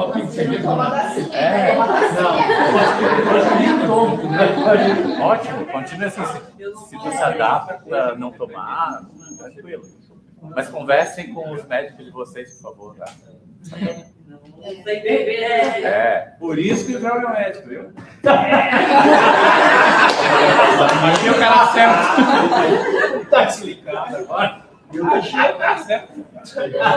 Uma curiosidade para eu trazer uma Suelen,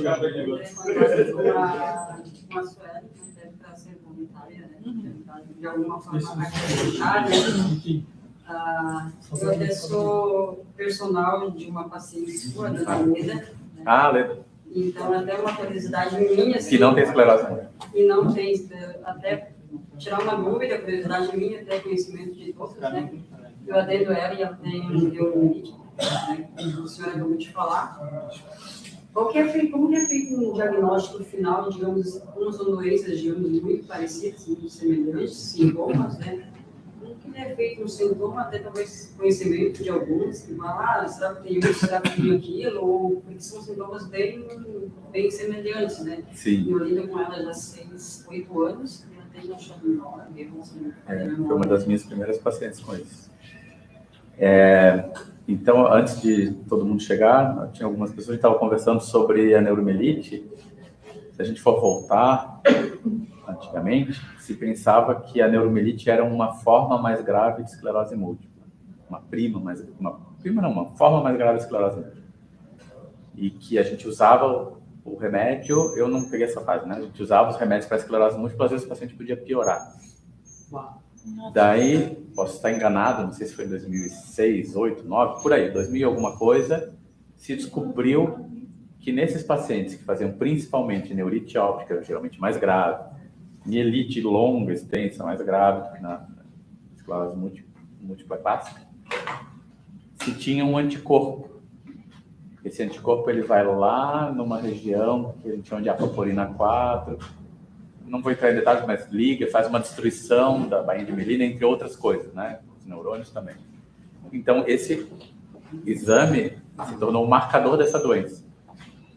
Na esclerose múltipla, a gente não tem um marcador da doença. Então, na neuromielite, a gente faz exame de sangue, antiapaporina 4 positivo, claro, se os sintomas baterem, fecha o diagnóstico da doença. Na esclerose múltipla, não tem nenhum exame único que faça isso. Que nem eu estava falando antes, a gente monta um quebra-cabeça. A história do paciente é característica, a ressonância é característica, às vezes, não sempre a gente precisa fazer o exame do líquor, né? O exame neurológico, a gente vai montando, vai descartando outras possibilidades e beleza. Tem paciente, às vezes, que a pecinha não encaixa, não adianta a gente querer forçar, às vezes a gente tem que acompanhar, não, vamos acompanhar, ver se isso vai virar uma esclerose múltipla ou não. Mas tem algumas características, a tua pergunta, né? Como é que a gente diferencia? Tem algumas características que são diferentes, então, algumas que eu citei, né? A neurite óptica costuma ser mais grave, o paciente fica cego, não recupera bem a visão, o paciente tem uma lesão grande na medula, tem outros sintomas, então pega uma área que a gente chama de centro do vômito, né? A área postrema, que o paciente pode vomitar, ter soluço durante 1 mês, então tem alguns sintomas clássicos. Mas, às vezes, a gente fica na dúvida. Pô, será que é um? Será que é outro? Pede o exame. Às vezes, o exame não é a melhor técnica possível e bem negativo, a gente ainda continua na dúvida. Então, não é fácil. Até para a gente que faz isso todo dia, não é fácil. Então, é mais difícil de diagnosticar da NMO do que da esclerose múltipla. Se o anticorpo vier negativo, sim. Porque, não, mas aí quando chega, por exemplo, o paciente parece ser esclerose múltipla, mas pode ser neuromielite, você já pega todos os exames para poder descartar? Tipo, se seriam para neurite e para esclerose? A gente não pede de rotina antiapaporina, né, esse exame. Só se estiver pendendo mais para neuromielite. Nossa, a pessoa chegou com um surto no hospital sem chegar. A gente também pode ter um neuromielite óptica na esclerose múltipla. Neurite óptica. A gente chegou com a pessoa chegou com esse sintoma, daí você não é paciente. Aí vocês médicos já vão pedir tanto a ressonância quanto o exame também da NMO. Só para dar um exemplo de um caso recentemente que eu vi, uma paciente que a oftalmologia avaliou com uma perda de visão severa, e pediu uma avaliação, né, da neurologia. E na investigação apareceu uma lesão bem grande no nervo óptico, longa. Daí, opa, isso daqui não me parece esclerose múltipla, vamos pedir o exame. Agora, se não é uma perda de visão tão grande, é curtinha lá na ressonância, mas fica mais para esclerose múltipla. Entendi. Tem os padrões, né? Tem alguns padrões. Só diferenciar da ela, que antes era considerado um estágio avançado da esclerose. Não, nada a ver. Ela, só a única coisa que é comum é o nome esclerose. O resto é tudo diferente. Mas aí, 97, 96, por aí, eu acho que era confundido. Eu, inclusive, conheci um cara aqui, um ator, aqui em Joinville, e no fim foi diagnosticado ela, mas ele era tratado como esclerose múltipla. é que ela, pelo exame neurológico, aquele que a gente faz martelinho, a gente testa força, a gente já vai conseguir diferenciar. Depois, claro, vai pedir exames a mais, eletroneuromiografia, aquele de choquinho, que na esclerose múltipla a gente não pega. Então, pela história e pelo exame físico do paciente, a gente já consegue diferenciar. No líquido ainda é feito? Hã? Líquido? Em alguns casos, sim. Eu pensei que, achei que era em todos os diagnósticos. Não. Tinha mais alguma coisa? Mais alguma pergunta? Não sei se eu respondi a tua pergunta. Não, responder. E para piorar ainda... Até porque o caso dela é bem específico, porque ela não cegou, né? Não teve nenhuma dificuldade, inclusive. Cegou a medula, né? Exato. Não precisa ter os dois. A coisa que ela tem a visão dupla, né? Então, por isso que essa curiosidade... É que não precisa ter neurite e mielite associada, pode ter só um. Talvez se a gente não tratasse, iria evoluir para ter um soro. E para piorar ainda o balaio do gato, os casos de neuromielite que faziam anticorpo antiacopolina e vinham negativo, depois se descobriu isso mais recentemente que pode ser o antimog. Que é outra. Que é outra doença agora que foi descrita. Que também tem os sintomas do quê? Da esclerose múltipla ou da NMO? Das duas. Das duas e mais. Qual é o nome? MOGAD. É uma MOGAD, sigla. doutor. É uma sigla em inglês chamada doença associada ao anticorpo antimog. E está tendo muito diagnóstico disso? Sim. Quer dizer, eu falo assim porque... Começou a aparecer, né? Mas ainda dentro de doenças raras também, né? Sim.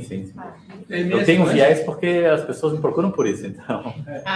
Pode ser que no neurologista geral não chegue, mas para mim está chegando. Né? A MS, tu conhece? Hã? A MS?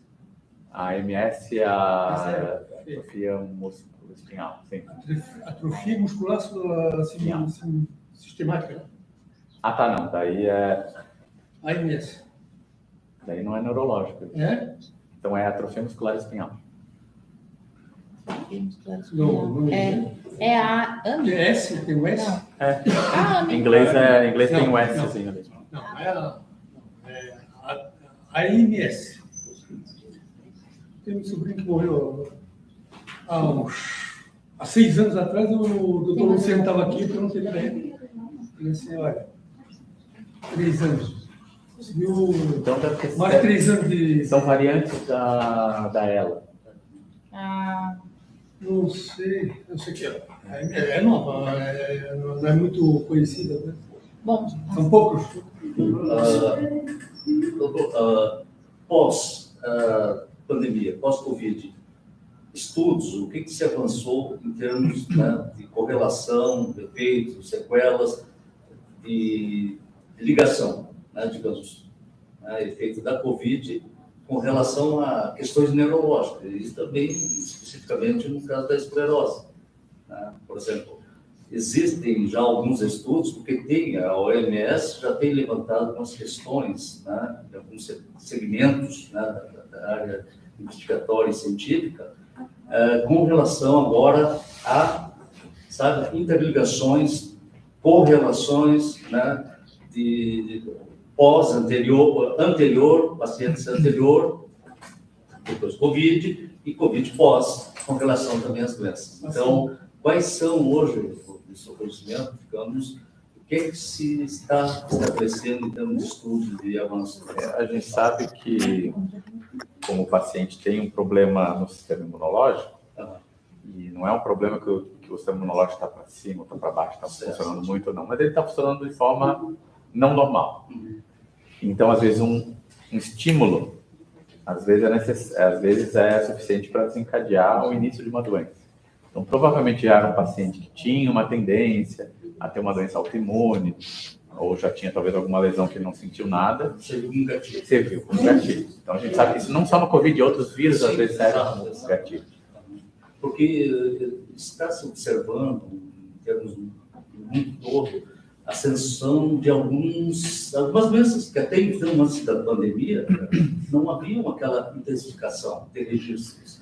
E a partir da Covid, houve, né, uma abertura, uma amplitude maior de avançar, um número muito surpreendente, em alguns casos, de doenças que até então não era naquela proporção. E pós-Covid começou. Então, exigindo, claro, pesquisas, estudos. É uma impressão que eu tenho, assim, na pandemia, depois aumentou bastante as doenças autoimunes em geral. Exato. Só que tem que ter estudos para ver, porque eu tenho um viés, como eu falei, porque os meus colegas neurologistas gerais acabam encaminhando isso para mim. E então acabo concentrando muito em mim, no Luciano, no Ricardo, né? E aqui em Florianópolis também teve uma migração muito grande depois da pandemia, né? Muitos pacientes de fora, muita gente de fora. Então talvez esse aumento populacional fez com que eu visse mais casos também.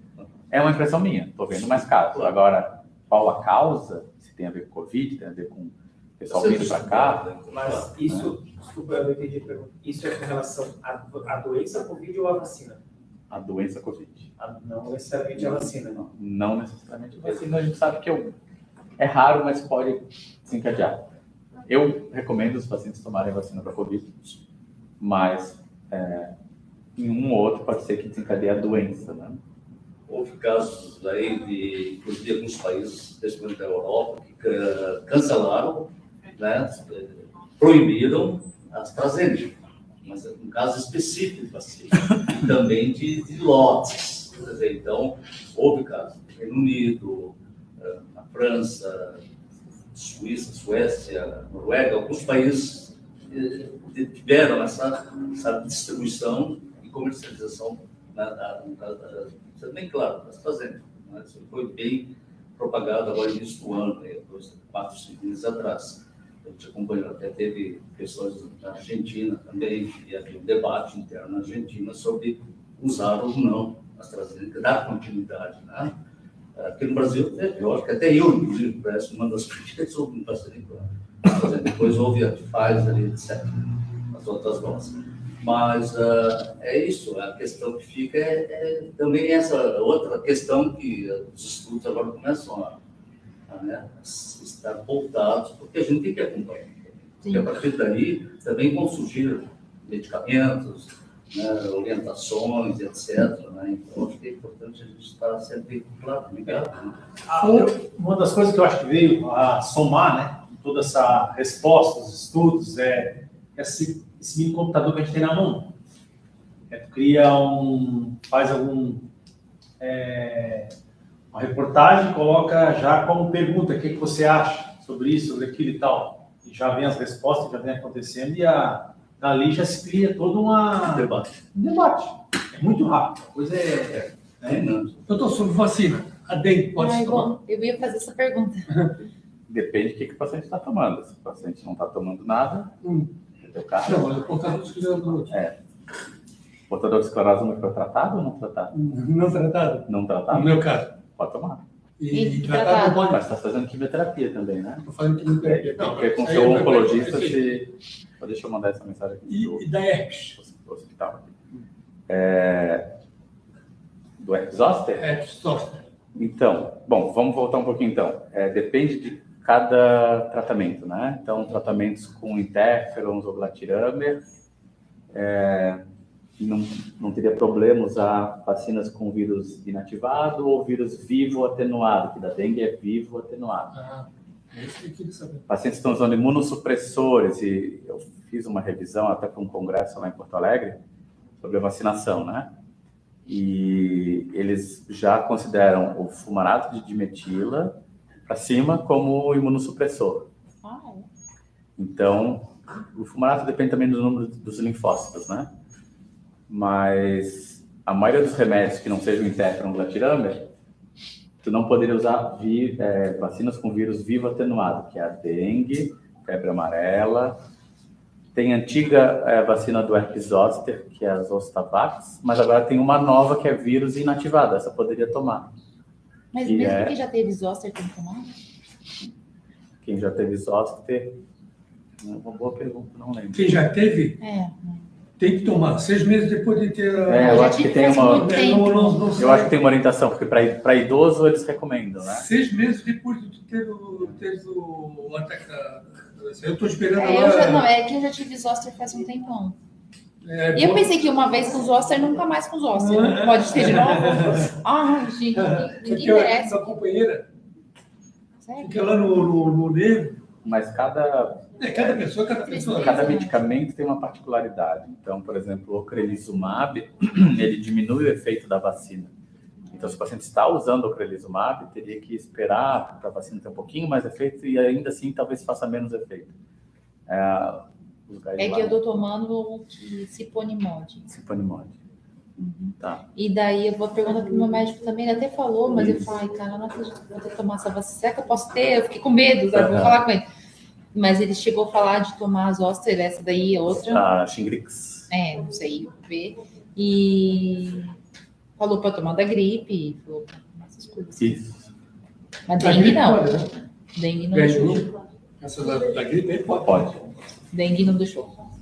Bom, acho que não sei se tem mais alguém tem mais alguma questão para a gente já ir finalizando. Foi muito legal. Vocês têm? Eu tenho. Adalto, esse meu 1 ano de